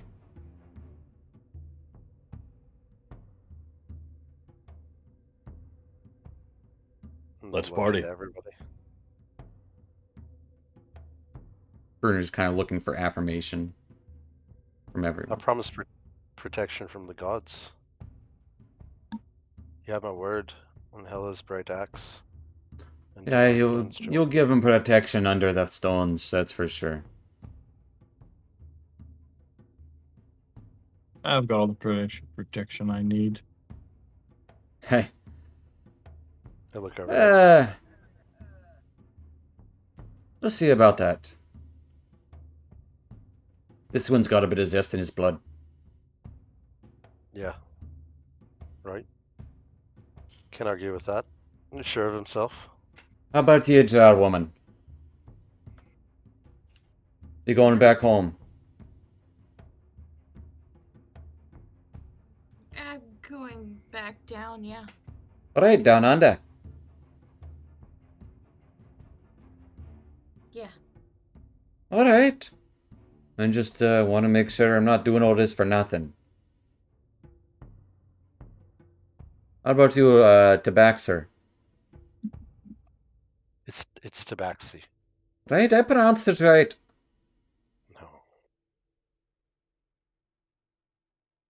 No. Although it's not in my Dusk-was it? people's nature to be underground. I'll go. Alright, settled then. Well, take your seats. We got to get through the food part, and then we can get to the, talking part. Food's always first. You can't be talking on an empty stomach. Right. Do we have to wait for them all to start eating? You can kind of see, like, in his throne, there's already, like, a piece of half-eaten chicken leg. Right. Just don't let them see it before we do die. I gotta give a speech before. Just hide it under the table. So you got to do a little talking before the eating, before the talking. Right, it'll just be like, hey, folks, thank you for coming. I hope you enjoy the food, and afterwards we're gonna talk about something or another. You'll know how it goes. Nothing great and grand. Just, a bit of pomp, really. Gotcha. will devour a steak real quick, and with all the mess in my beard and everything afterwards, I'll immediately prestidigitate and clean it up. What does your prestidigitate look like? Immediately after you see just shining light come out of my hand as my beard immediately all the grease and everything gets combed out of it and it looks immaculate again. That. And you would, as he kind of waves his hand, the door would open and you would start to see dwarves leading people in. Some people dressed in lighter armor affair. There would be about a dozen guards in here at any given point. But two of the delegates which you have already spoken to, that would be Marista Malkin, who you'd spoken to, gives kind of a side eye for a moment, and she still isn't sure what to make of you. So she might be undecided after hearing what has been heard. And Bruner will kind of give a nudge. She might be willing to come around. He'll kind of look to Casmus. You might want to keep the devil stuff on the down low. Oh, well. I immediately look over. He's on account he's tiefling. Right. That makes sense. I'm gonna go hug her. Give her a big hug. Yeah, It's been ages. and she'll easily greet you back. But you would also see the Zentarum individual, Davrajassur, who you've traveled with, enter in with, well, just herself. The others would have accompaniments, as you would see an elder gentleman, and kind of loose, he's still got some small pauldrons, but still the poofy shirt underneath. Small beard, perfectly combed hair, though. Looks like he's seen a battle or two. A really pomp-looking half-elf, he's even got the little commander's pauldrons, but he's really skinny and it doesn't fit him at all. And he's just kind of looking about the place, unsure what to make of it. And wearing a flat kind of wide brim hat with a feather on it, brown overcoat over top of a frilly bow, blue bow, and dark tan skin, curly kind of almost a fro sticking out from his hat, and a fanciful mustache as well and goatee. All three of them would be definitely escorted by other people. But as they enter in, and people start to kind of give greetings, some will give bows to Bruner, but eventually will take their seats, as they'll just give looks to you, but won't say hey or anything. They're just But we are going to go ahead and take our little 5-10 minute break there. So a little later than normal, but that's where we're doing it, folks, so deal with it. But we'll be back here in a few. Stick around. We'll see you in a bit. See you shortly. We'll be back.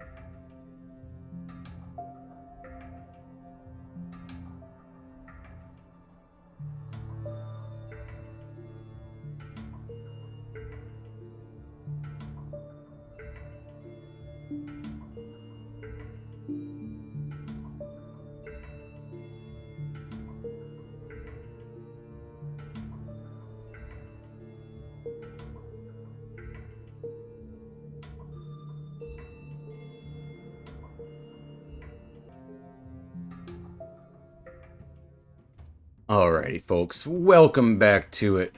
Last we left off, our troop is attending a small gala, a gathering of several different factions after having spent a month in Gauntlgrim. These factions, well, you're hoping to gain some help from them in another expedition heading back down. Bruner suggested going and seeking out Graven Hollow, a legendary place that would have the knowledge of what is happening here, happening beneath in the Underdark. But being introduced to Callan, Callan Stonesong, a fellow dwarf who's going to be going with you on this expedition down. And seated as people start to take their seats for this feast that is laid before you.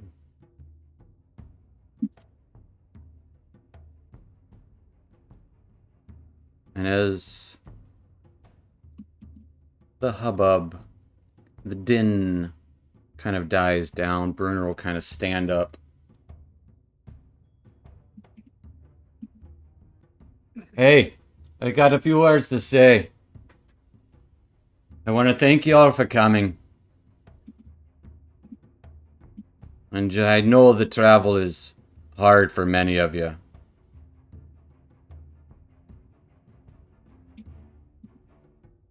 But we've prepared this feast for you. But that's not all. You all know why you came. To hear the tales firsthand. These folk who sit beside me have been down there. They've seen it. They've been in it.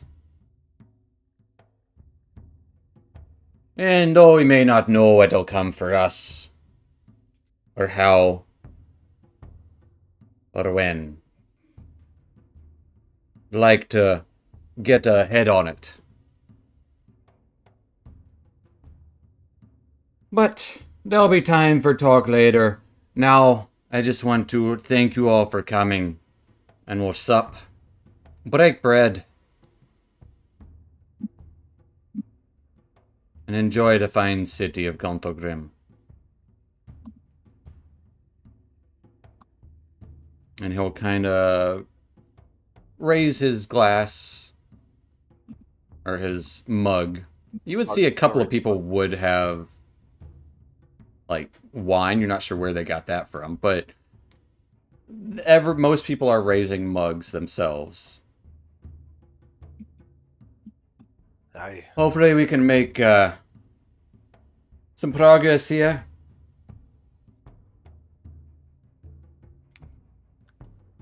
Into an alliance. I'll drink to that. There'll be a kind of Aye. murmur amongst the crowd, and Davra will also, she'll already like kind of mention just can't wait to work together. It should be very fruitful. And she'll kind of look to everyone else. You'd all be wise to listen what these folk have to say, as they've seen terrors beyond this world.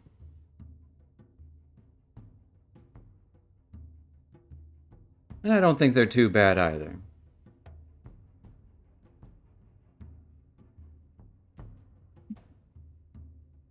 A couple of murmurs, you might hear the words drow amongst them. And I know what you're thinking, and Bruno will kind of interject. Yes, there's a couple of drow here. I would make note there were 3 drow.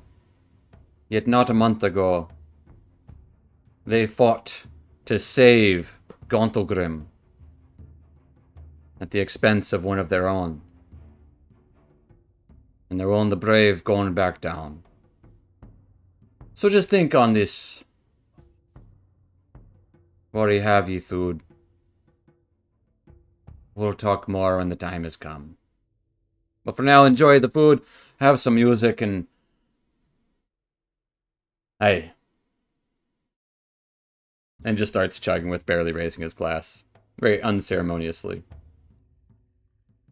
Start drinking and grab a whole plate of Roth ribs. Like just a gigantic freaking plate of Roth ribs. As there is a veritable feast before you. And there would be the occasional, bit of conversation. People would come up to inspect you. They wouldn't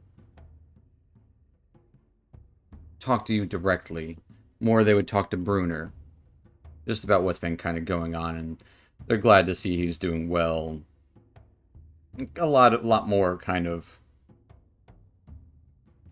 pump to it. But what other kinds of foods might be here? Like, there's definitely a lot of meat, but like, is there any kind of specialty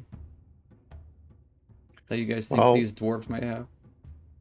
Before everyone starts digging in, Dust can't stand it anymore. He's going to go over to the side table and fix the salads.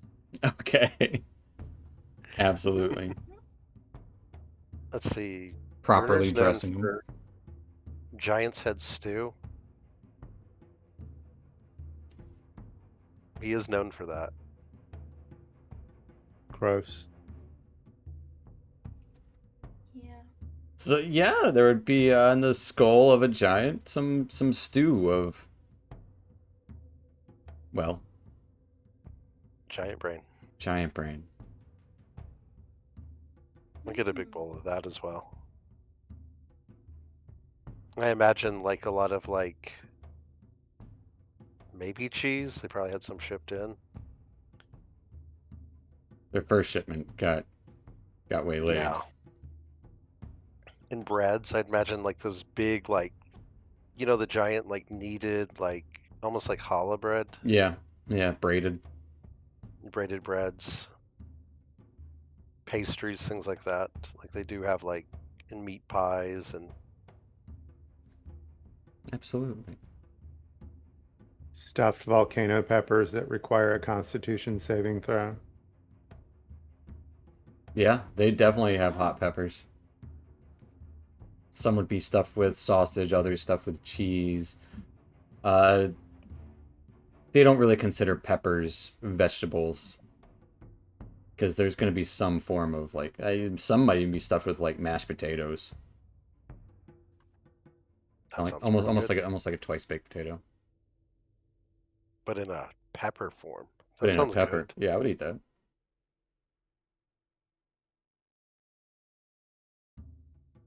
Do you guys think there'd be lots of different sauces, or do you think it'd be a dry kind of meal?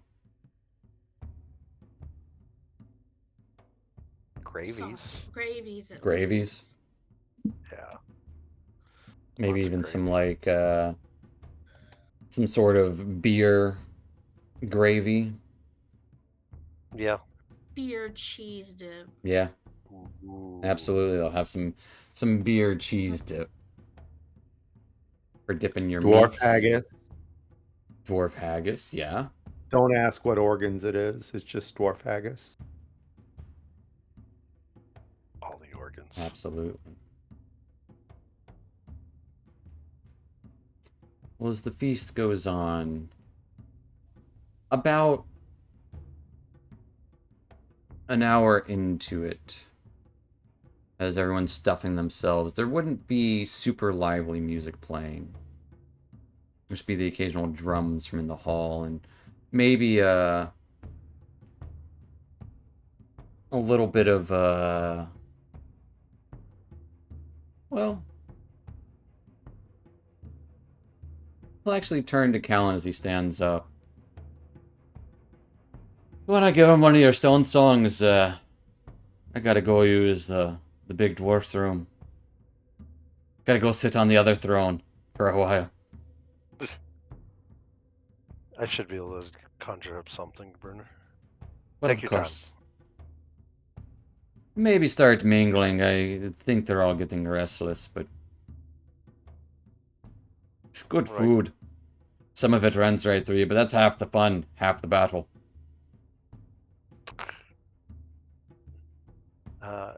Do I know who the Lord Alliance leader or the Order of the Gauntlet leader are? Give me a history check. That I... 21. Yeah, you have heard of the individual from the Lord's Alliance. It is the younger half-elf noble, Lord Aravian Hound. And you've only heard him by name. He's very young and kind of new on the thing. And the Order of the Gauntlet is the human older gentleman with just the small armored pauldrons, like the what you would have on before you put on full plate. Sir Lanivel Strail. Laniver Strail. I'll go strike up conversation with probably Order of Gauntlet first, Laniver Strail. All right. Well, what are the rest of you guys doing? As you would see Callan get up and go talk to this. It looks like he probably a retired knight, is what it from the looks of him.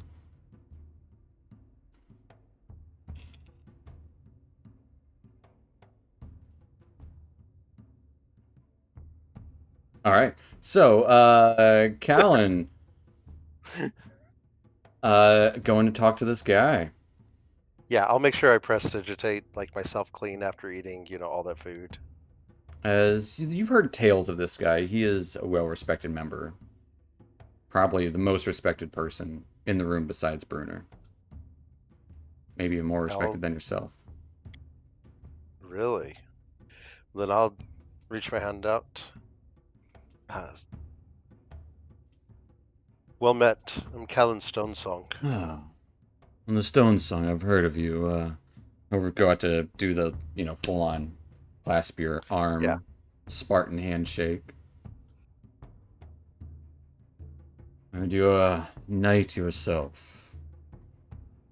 I'm not. More chosen of the gods type situation.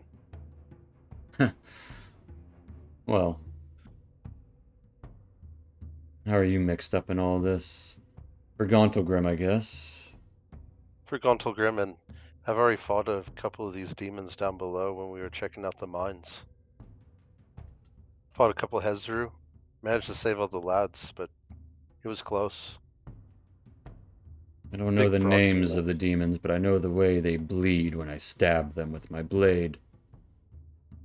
I cleaved a couple with my axe. But this threat is reaching too close to the surface. I intend on helping them. I don't want to lose any more lads in the mines or anywhere around this area. What say you? Mostly of a mind to support, although the suspects at that table seem, well, the suspect, if I do say, a couple of drow amongst them.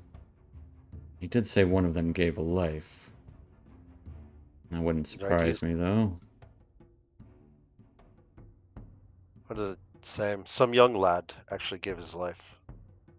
And the other one has with that mustache, there's something to it, but I'll have to find out more about that.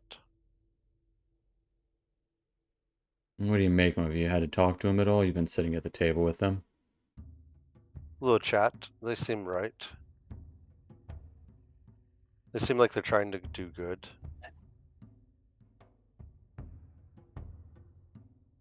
No, I have faith that these things always tend to work out. However, a good hand is never a bad thing to add to it. I agree.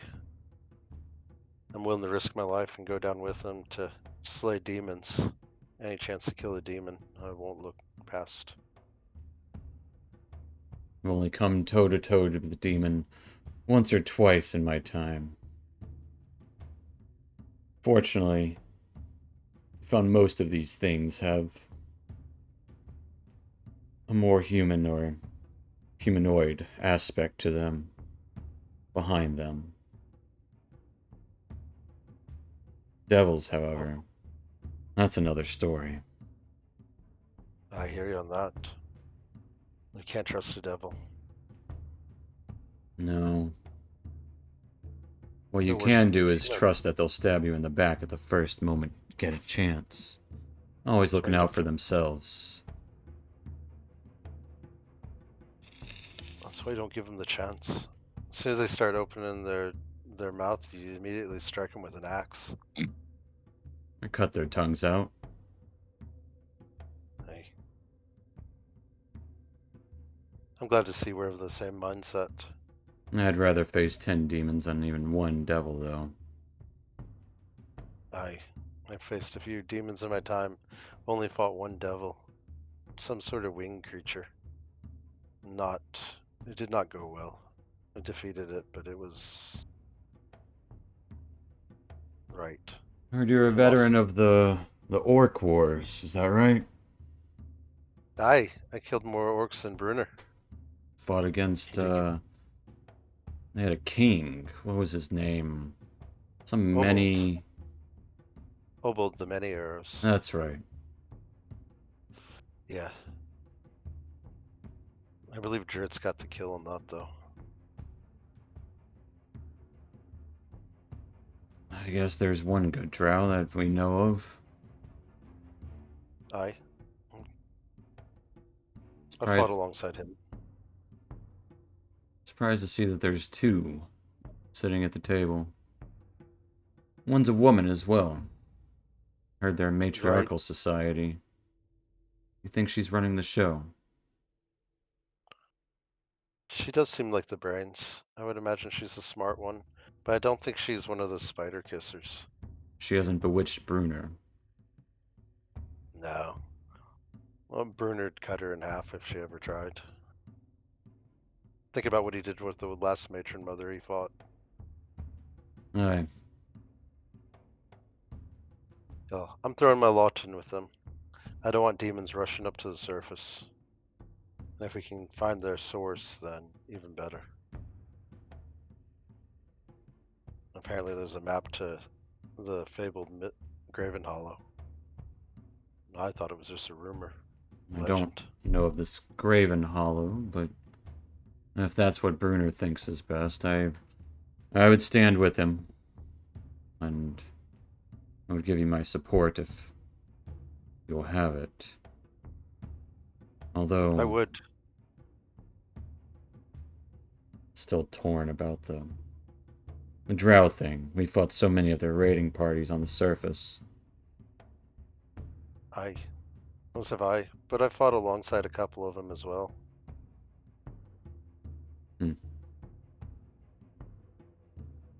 There's got to be a couple, right? 1 in 1,000? Give me a persuasion at advantage. Okay.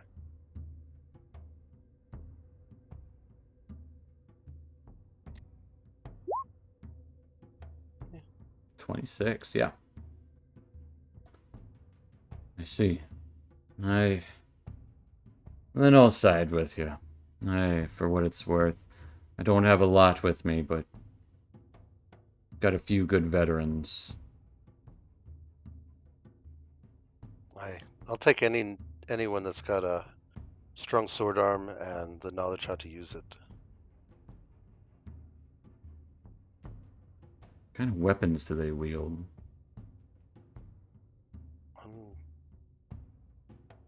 Does everyone have their weapons on them? As a curiosity question. I have mine on me. You would Axe to one see side. a sword. Actually, you would see a hammer resting by this guy's chair. A large warhammer. Oh, next to Weller? No, next to this guy's side. Sir Laniver. Right.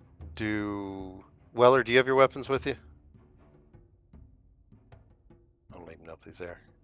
I am here, and yeah. If I brought the armor, I brought the weapon. Right. I assumed you would. I got my axe and my hammer on my side. Right. So that one carries a giant hammer. I don't know. The other one's a tabaxi, so I don't know what he fights with. Usually they're claws. At least in my... What I was thinking, I don't see any weapons on his person. And they've got an elf? Right. And then, The elf and the female drow look quite weak. I don't think they wield weapons. You would definitely see Casmus' book on his strap across his bag. Yeah, again, so no weapons. Yeah, Right. no weapons. I imagine they're casters. I can't say that magic's always bad. I've had good luck with it. It's not. It seems like a well-rounded party. They survived the Underdark, at least. Well, I can put 5 veterans to the cause. If nothing else. I'll see what else I can rummage up. I appreciate it. Thank you, Sir Lanivert. A veteran of the Gauntlet is easily worth their weight in gold. I have no doubt. Some of the best fighters on the Oliferon. You give them too much credit. They'll let it go to their heads. I won't tell them that, but you've already seen what they can do. That I have. Well, it was good speaking with you, Callan. Or do I call you Stone Song? Either's fine. I Well. usually go by. Bruner always calls me the Stone Song, like it's some sort of joke, or that I sing to the stones. It's an inside thing. Do you not sing to them? I do, but to him, he finds that funny. I can see how he would. Right? Well, I won't Yeah. keep you. I should probably start getting some rest. I usually retire from these things pretty early, but I wanted to see what the group was about, and I'll stick around for a little bit. I might fall asleep in the chair for a little while. I'll be up if another announcement is made. Of course. And I'll head back to the table. And Callum was gone for a while. What are Yeah. you four doing?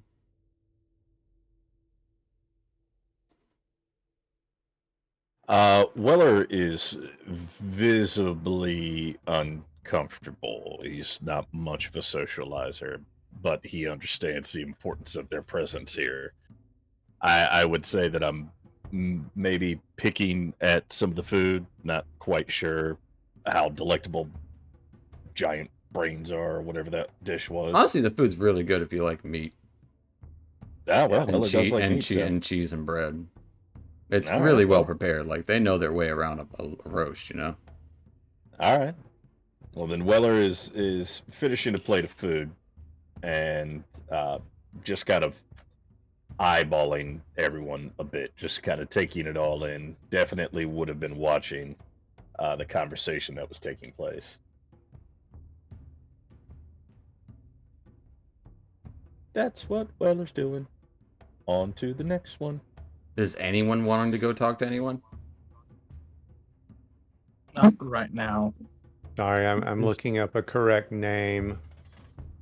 There we go. Because you just said it, but I have old man brain. Because at this point, most people are Dusk- getting up and kind of like chatting with each other. Yeah, Dusk will go find Mortissa Malkin. Marista. Morista. Yes. Easily found with the bright red hair. Right. And he will just walk up to her and gauge her initial reaction to his immediate presence. She's staring at you like that. Okay. So her normal face. Mm-hmm. Of course, giving her a complete blank cat stare back. He will say, "Have you reconsidered the Enclave's position on the matter?" I've been thinking about it. I'm not sold on it. You do have a devil worshipper with you. But one Worshippers is of you not gave her word. life. One of you trucks with devils. What's a truck? One of the trust devils. Enough to get into a contract with them. And that, definitely gives me a bit of pause as she looks down at your hands. He'll raise an eyebrow, Mr. Spock style.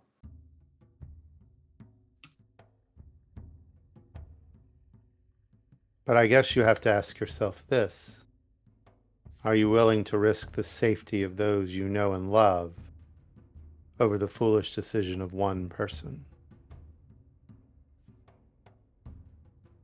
The foolish decision of one person can also risk the safety of those I love. The land I've come to raise and protect. The threat of one person versus the threat of a horde of demons. That is something to consider. Well, I hope that you will listen to what has happened I'm listening. and judge that. I have an open mind. I have already talked to Bruner a little bit about this, and I'm not entirely opposed, but I'm not entirely on board yet. Well, if I can do anything to put your mind at ease, I am easy to find in this crowd, at least when I choose to be.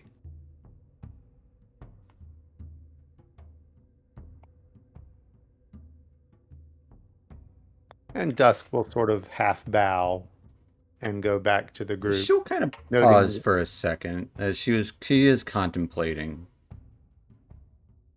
As you go for a bow. Where do your loyalties lie? Yours specifically. My loyalties? Hey? If you got them. Are you speaking loyalty to a person or loyalty to a cause? Oftentimes they're intermingled, aren't they? And sometimes not. Eh?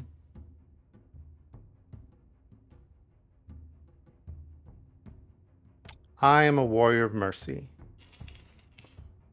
Demons are the antithesis of mercy. They must be stopped. No one should delight in the pain and suffering of others. So your loyalties just lie within being merciful. You could say that.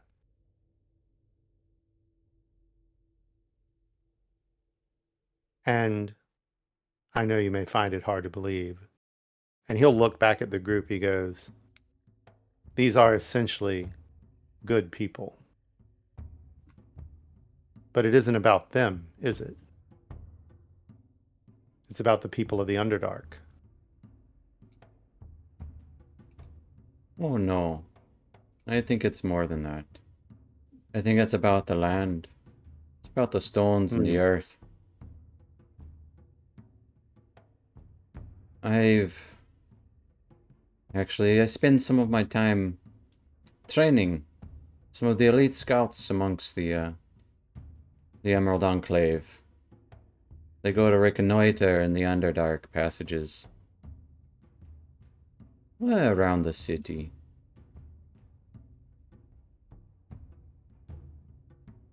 A few months ago, one of my scouts, a wood elf, Sladis Vadir, he disappeared while on a mission in the Underdark.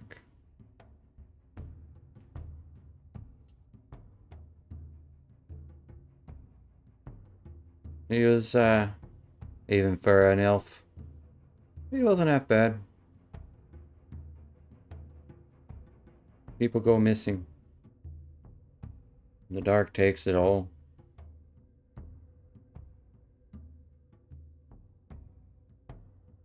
Imagine who will be taken when it's not only the dark, but it's the demonic. I would like Dust to give me a persuasion check.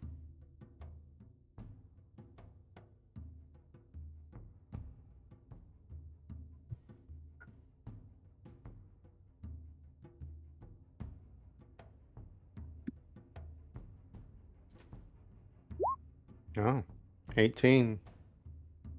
18.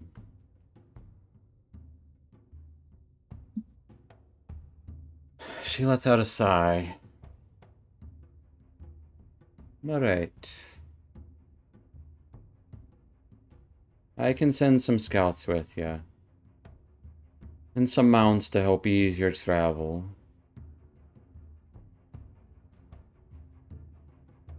But I'd like a promise. I'd like it to be twofold. If you don't mind. And what promise would you ask? Nothing too much. If you stumble upon Stratus Vidir, well, try and get him back safe. Or if he's dead, I know not where he went, as the Underdark goes that way. Just be on the lookout for an Emerald Enclave insignia. I will promise that however I find him, he will be treated with the utmost mercy. And the other part. The moment that Devil Kisser turns his back on you, make sure I don't regret it. Dusk will grin, almost a Cheshire cat type grin.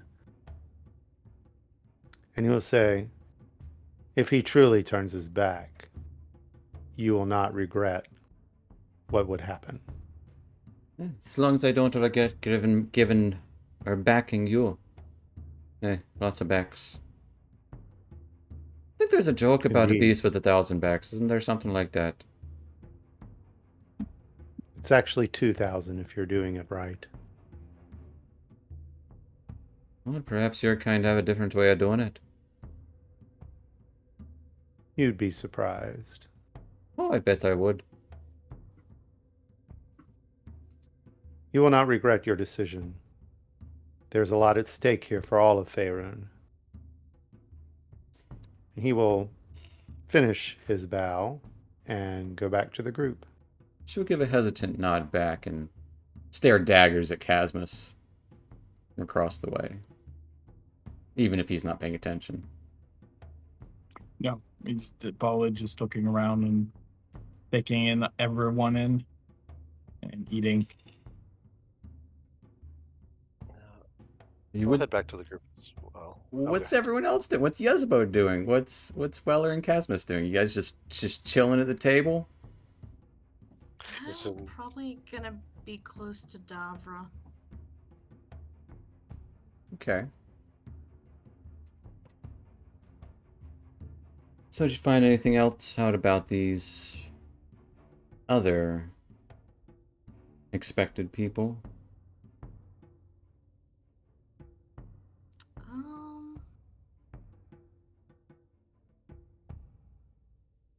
The answer is no. Yezebo did not talk to anybody else. Then what are you doing but talking to me? don't know. We've got one dwarf talking to that guy. We got the cat person talking to that lady. You don't even know the dwarf and he's talking for you? He's being sent with us.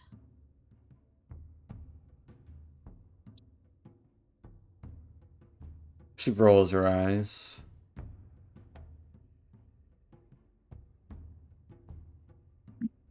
Oh, perhaps maybe I put my faith in the wrong people.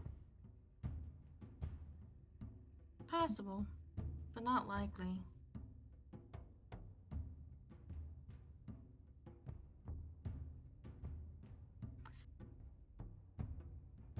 I'd be more than happy to talk to anybody in this room that you would wish me to.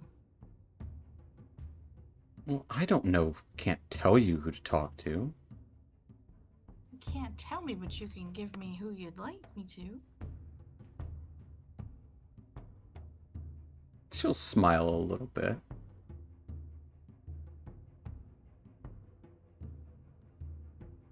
I have heard tales of the Roaring Horn family for years. Mm, Be curious what they're Do I know doing with any- their fortune these days. okay. So one of their family members are here, I'm assuming. She'll gesture over to probably the fanciest looking person in the room. Kind of a brown overcoat with gold trim and that kind of flat hat, just barely resting atop, is kind of like an afro, a curled mustache, has several earrings, and is giving a very plain stare as he's having a conversation. He's one of the two people that has wine. Okay. I will grab a glass of wine and head over to the fancy man. You don't see any wine anywhere. You Huh. aren't certain where he got it.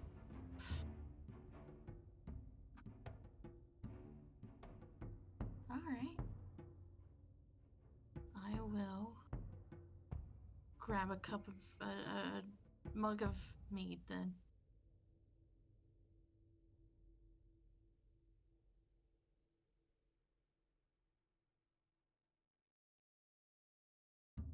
He's kind of in the half in the middle of conversation with someone. Ah, yes, and that is how the war is won on Texas, where I'm from. Nothing a little magic couldn't hurt to do. Looks over to see Yezebo. I see. And you're one of those that is going to go down, is that it? Yeah. I am one of those. And you are? I'm Yezebo. Was wondering, where did you get that wine? Oh, I brought it myself. I figured I could afford it. Might as well drink it. I don't much care for the taste of the dwarven ales. Often burns. I like it to be smooth and silky. Apologies, but Okay. I am Lord Zelron Roaringhorn Oh. of Waterhavian Society. Not that you know what that is, do you? Your reputation precedes you, my lord. And he'll give a deep bow. I'll bow back. Curtsy. What is your position amongst these? I've often heard that women in your society hold a high place. Do you find that to be the same amongst this troop here? No. They do often look up to me for guidance, but I would never claim to be the one in charge or leader. Oh, of course. Of course, they would shy away from putting a drow. No offense. None taken, I don't want it. Not too fond of how my society lives. Oh. Do you live up here amongst the surface? No, I've only been up here for about a month. I am from Menzo Berenzin. City of spiders indeed. Yeah.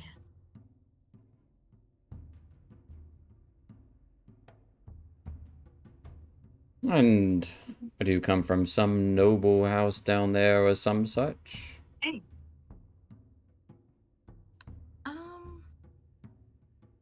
I don't claim any house. Oh. Well, I've only heard a few have houses anyways, so I'm sure.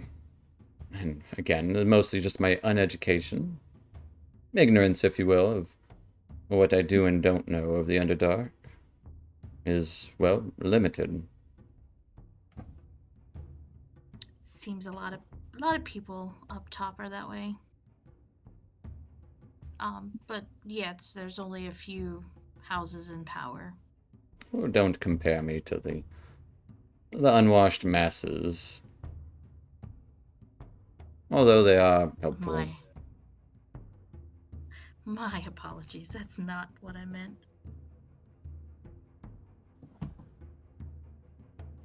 What do you take of this? You mentioned going back down. What are you going back down for? There's an incursion of demons, and while I don't appreciate my society, there is still home. It's still, deserves to be protected. A fighting chance to change, possibly in the future.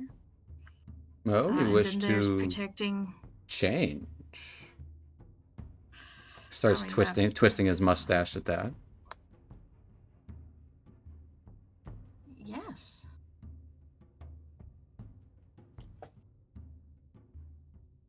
We'll go on. It sounded like there was more. Oh, I just feel like the Underdark deserves a chance to change, and if the demons take it out, there's no chance. And also, if the demons overrun the Underdark, then this place would be in danger, and then the entire globe would be in danger, and it seems prudent to stop it at its source. I was told in the missive that Bruno is looking for aid. What sort of aid is your troop looking for your venture down?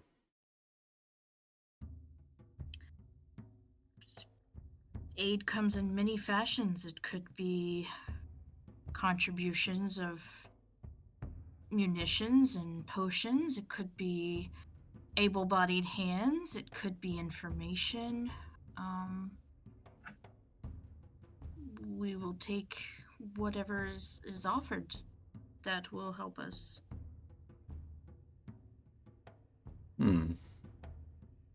How are you at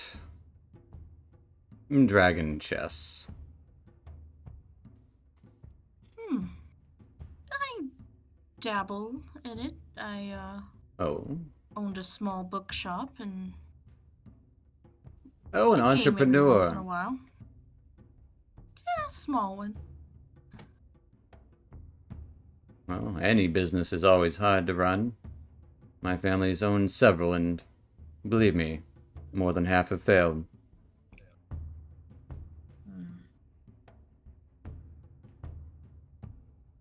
I forewent the business end of things, mostly.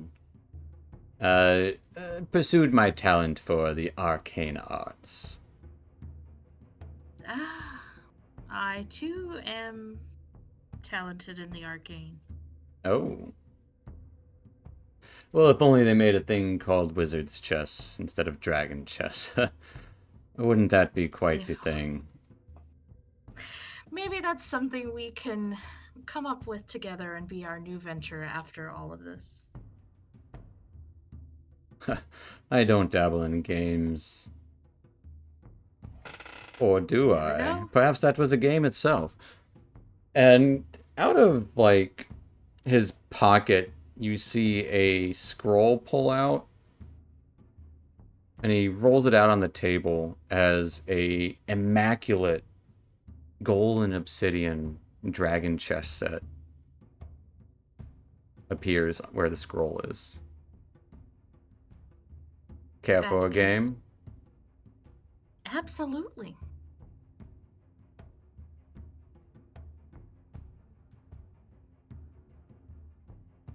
And he'll... Well, would you like to be the gold The chromatics or the metallics? My family is partial to the metallics. Your family? Yeah. I would not have guessed. Fair enough. Always find it harder being a chromatic anyways. Please, have a seat. Let us play. And she will have a seat across from Lord Roaminghorn? I forgot his name. Roaring Yeah, Horn. Roaringhorn. It's a hard one to say. Zelvron Roaring Horn. All right. Fancy mustache. That's a badass mustache too. It is.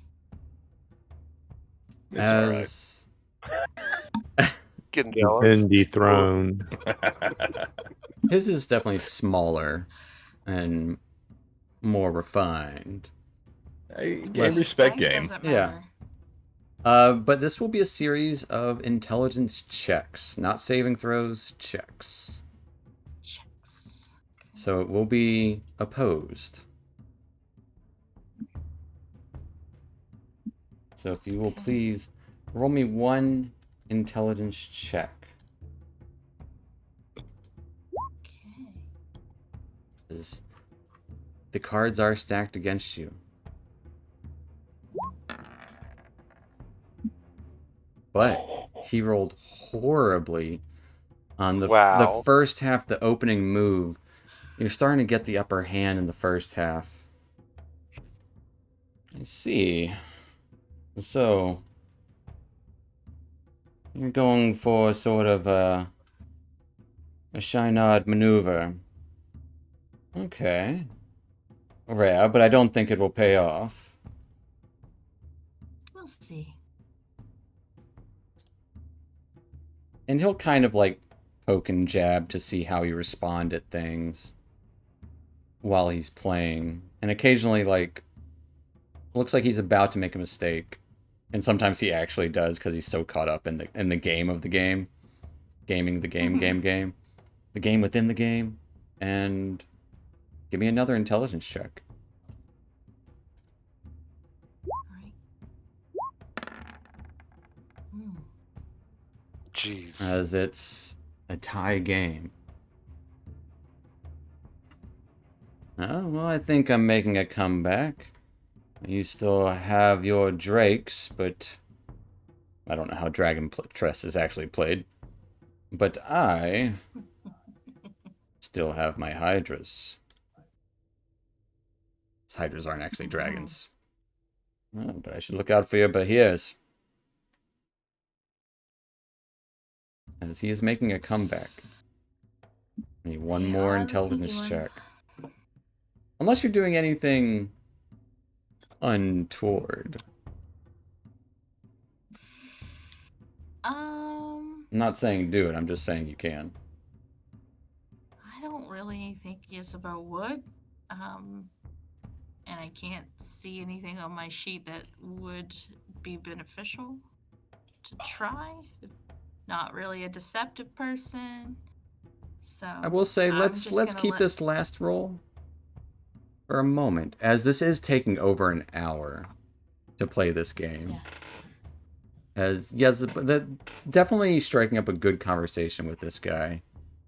Anything from Casmus and Weller? I was probably try to see if we can hear anything, like listen to the conversation around him. It would seem everyone's talking about what may or may not be happening in the Underdark.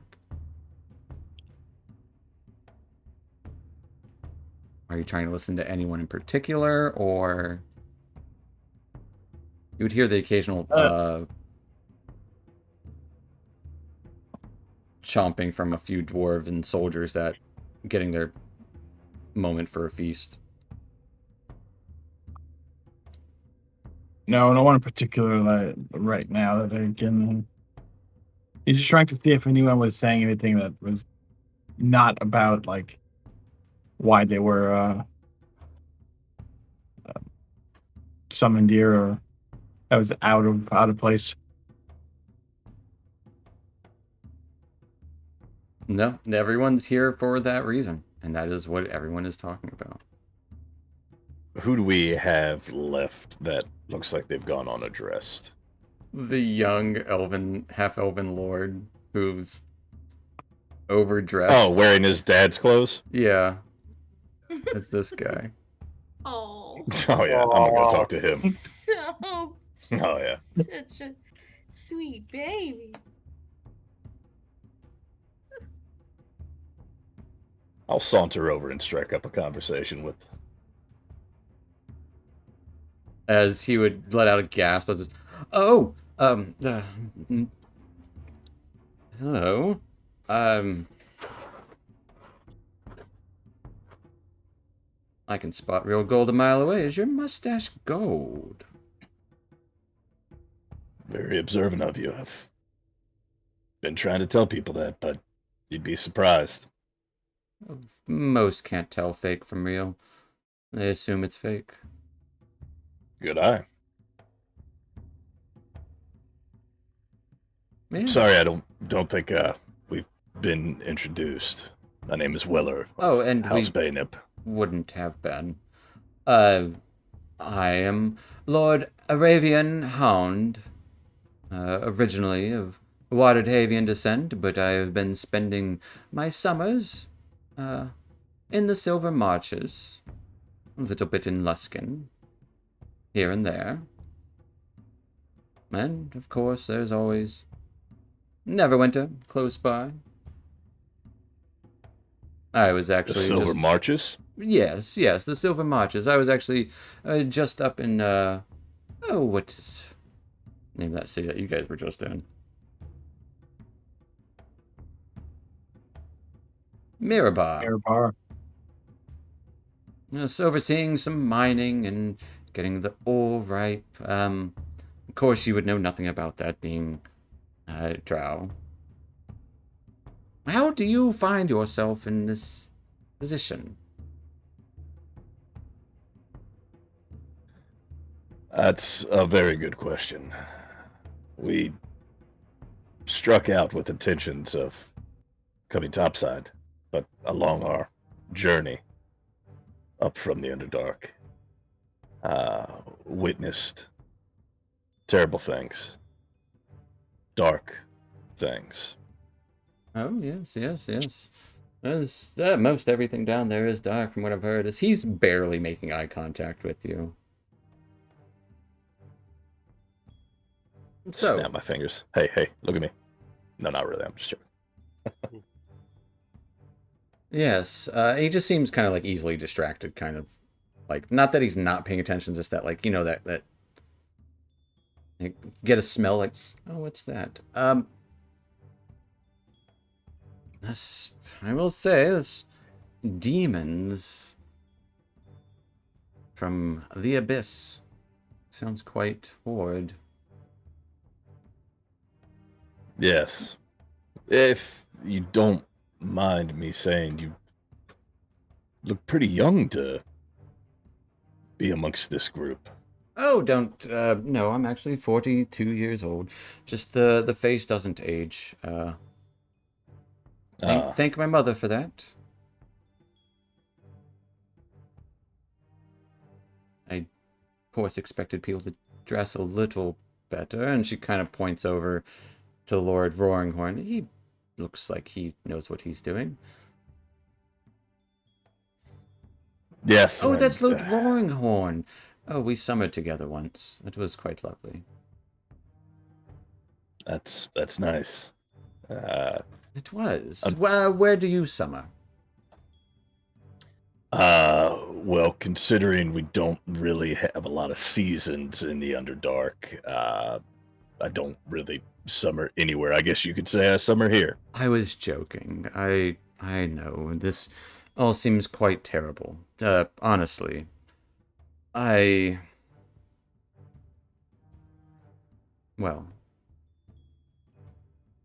I'm well aware of the... Everyone thinks... He kind of keeps looking around. More like he's actually just paying attention to see like if anyone's noticing him or what they're thinking of him. Everyone thinks that I'm I get that a lot. You're too young, or... Look at this, I've befriended a drow. Who would have thought? Hmm. Who would have thought? I jest. No, no. So what is it your troop is after? Well, support. Anything to help us along. No, I mean, what are you after? What is the goal? Is there a plan in place? I don't want to put my eggs in a basket that is getting thrown into a river. There's one developing. The plan is to prevent the incursion that is occurring in the Underdark from reaching up here. I Okay. feel terrible things might happen to the Silver March Of course. if the demonic incursion were to come topside. Oh, if the incursion came topside, I'm sure it'd be hectic all over Faerun. No, what is your what is the plan to stop this incursion? Or is there one? We just throwing caution to the wind. Well, it's worked pretty well for us in the past, but we currently are trying to gather allies, and the plan is to get more information and head back down. Are you hoping to gain information up here, or where are you going down there? Straight to like one of the cities, or going to Menzo Berenzin? Heard they've had a tough time. But just what I've heard. Indeed. It seems they fell under siege as well, yes. What are you doing once you get down there? Well, the hope is the insert place that we're going next to gather information might steer us in the right direction. You're going to Mantle Dareth to get a map to a place called Graven Hollow. Exactly what he said. That's what I said. Graven Hollow. Are you familiar? Graven Hollow. Had some readings in my time. No, You seem well traveled. I am. Thank you for noticing. You do as well, even though maybe not surface, but you look like you've been around and like you have a very fanciful armor. Thank you. Spot on choice to wear it. It goes with the mustache and the skin tone. You just stylish. Not gonna lie. Well, thank you for noticing. I was afraid I might be a little underdressed for the occasion. Oh no. It's a bit rugged, but I don't hold that against anyone. You don't have as many medals as that dwarf over there, who's... Oh, he's talking to Sir Laniver. Huh. Maybe he's important. Oh, I know him. That's the Stone Song. That's... Yes. Okay. Seems to be friendly with the king, and he, from what I understand, will be joining us. Oh, well, that's good of him to put someone from up here in a slight charge. He seems like this take charge sort of person, from what I've heard. I can see that. The medals and all. And surely you must be the leader amongst your troop if you were the one to come speak to me. Surely.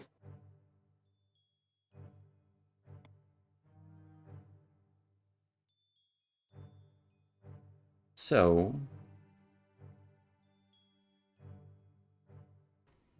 how have you found the surface since you've been up?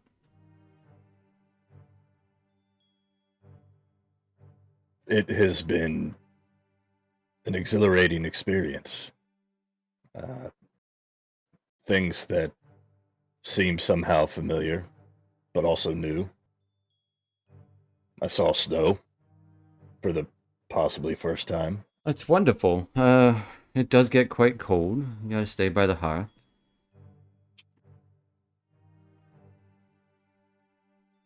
How do you feel about the society up here?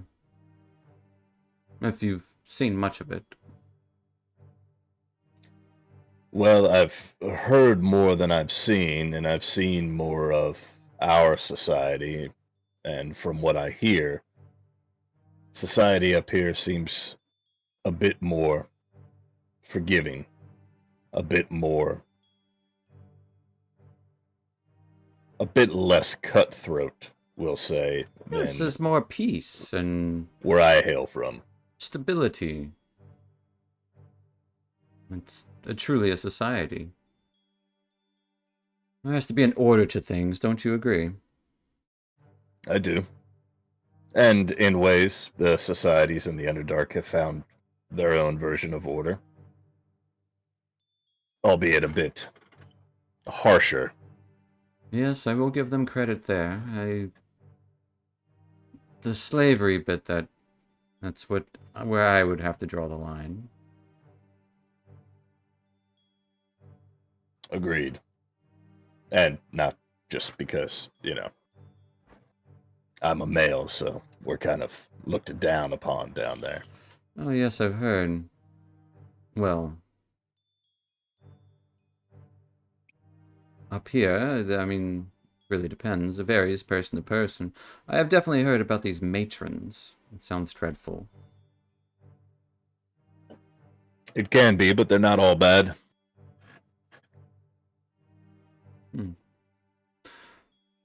And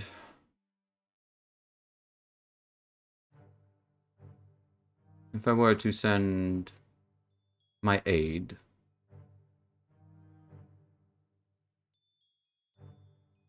would I have any sort of guarantees that you are good and true on your word? A mustache like that, you must certainly be able to get a few, well, get away with a lot more than most drow would. Well, I've gotten away with my life on more than one occasion, so that's been pretty big. But what kind of guarantees would you be looking for? Just that what you all are doing is truly good. It matters. We'll try to bring peace and stability where there isn't any. I can assure you of this, if a guarantee is what you're looking for. No one else is taking up the mantle of the mission that we are. And if we fail, the stability that you seem to hold so dear will surely disappear as the incursion climbs its way topside. Give me a persuasion check.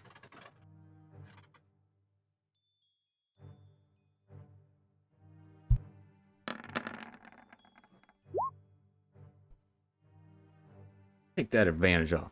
You still got a 20, though. I swear I'm taking it off twice now. It just wants me to have advantage. What do you want from me? I don't know. Right.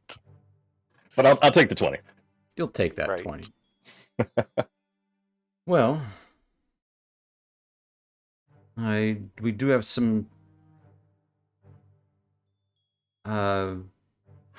birds in the Underdark. Deep cover operatives down there. Specifically, who I was speaking to recently, about 3 or 4 weeks ago. Deep cover, as I said. An elf from Silvery Moon. Kaelessa Draga. She went to spy on the drow over... Actually, I lied. It was a year ago. Sorry. She does use magic to disguise herself as a dark elf. So I would be wary not to attack every drow you encounter, although I'm sure you might have some prejudices of your own, being your position in your own society.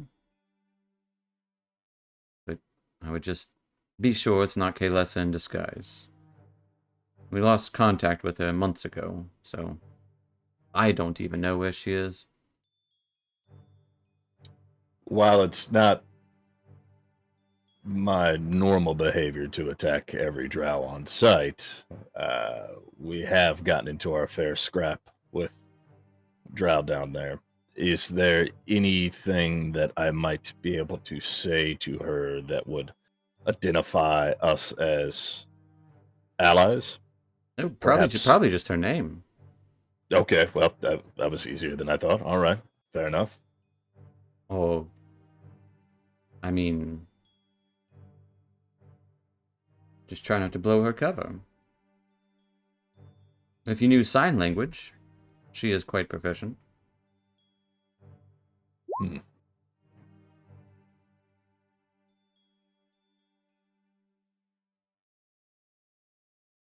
But Any kind of code word that might allow her to know that I know you without having to use her name? What if she's not using that name down there?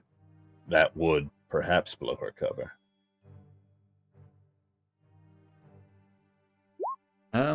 Well, I don't know what name she would go by.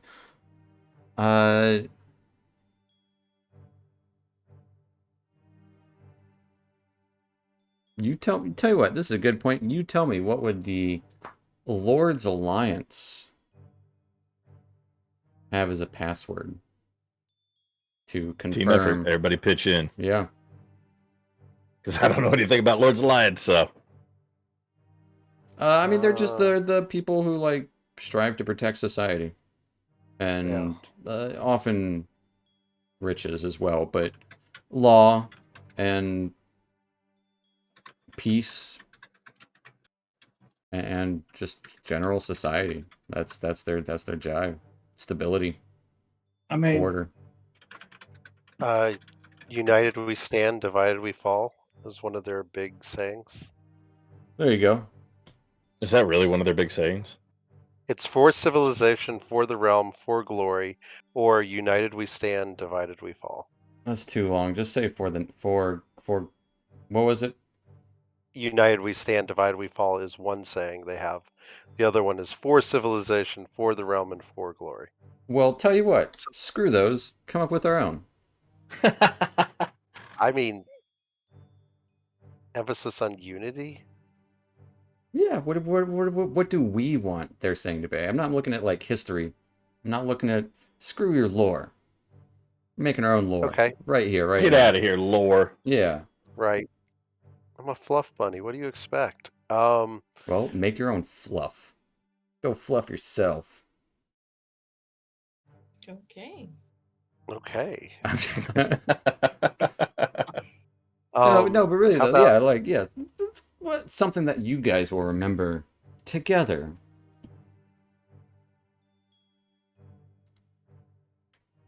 Tell you what.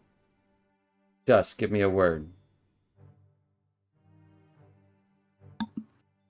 First word that comes in your head. He's going to say banana. Go.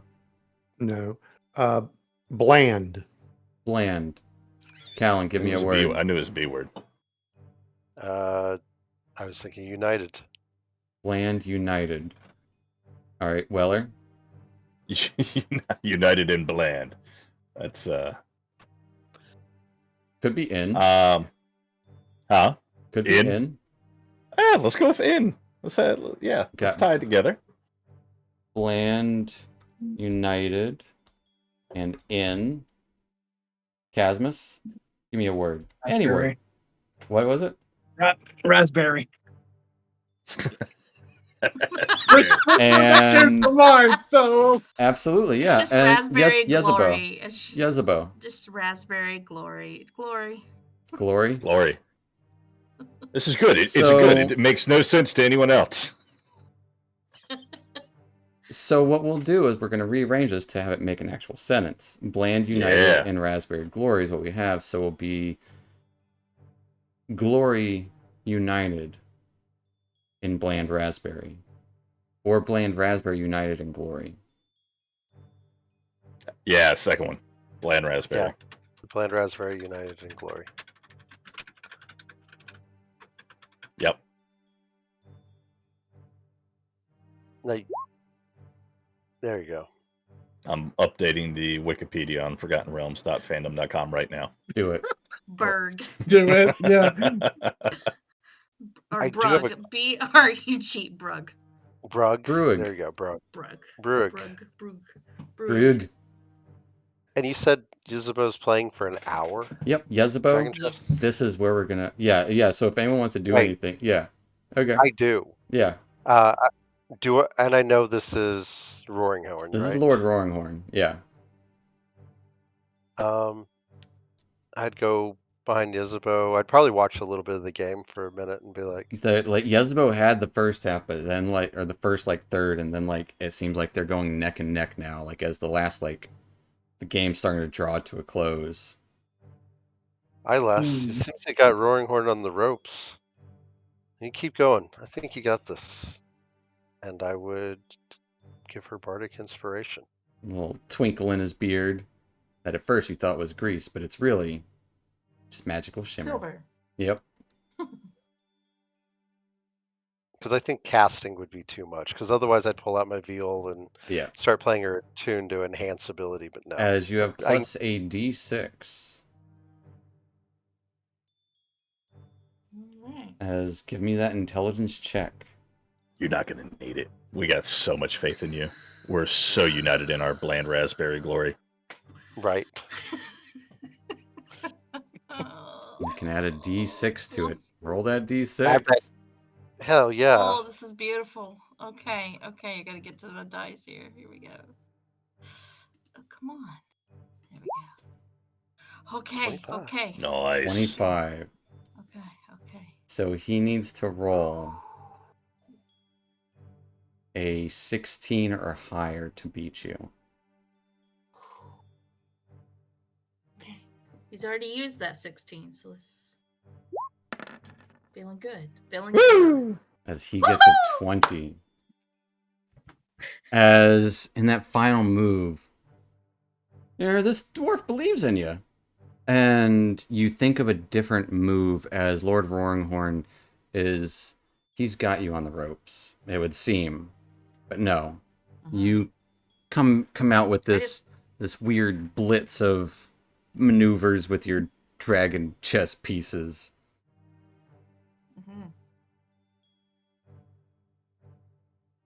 Well, that was rather informative. I must say, I don't think I've been bested like that in years. Well, it's good to see that you have tactical wit. Indeed. Very well, you've convinced me. Oh. I will put my aid with your troop.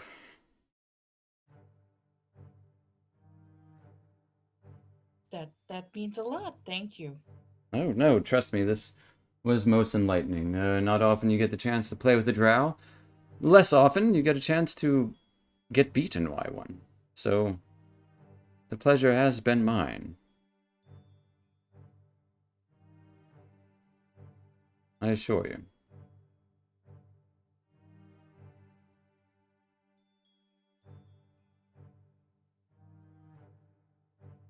As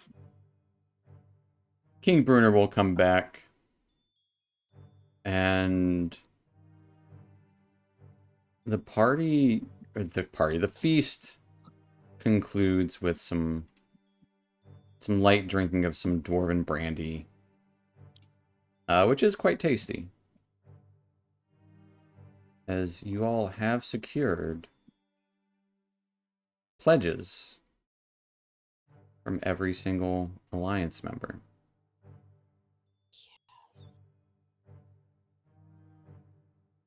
And as the feast does conclude, Bruner ushers you to a small private chamber. After he's had his time to discuss with each of the lords himself. And as you're drawn into this meeting, that's where we'll end tonight. Good job, everybody. Land of Raspberry united in glory. But yeah. That's what we did. Thanks for watching, folks.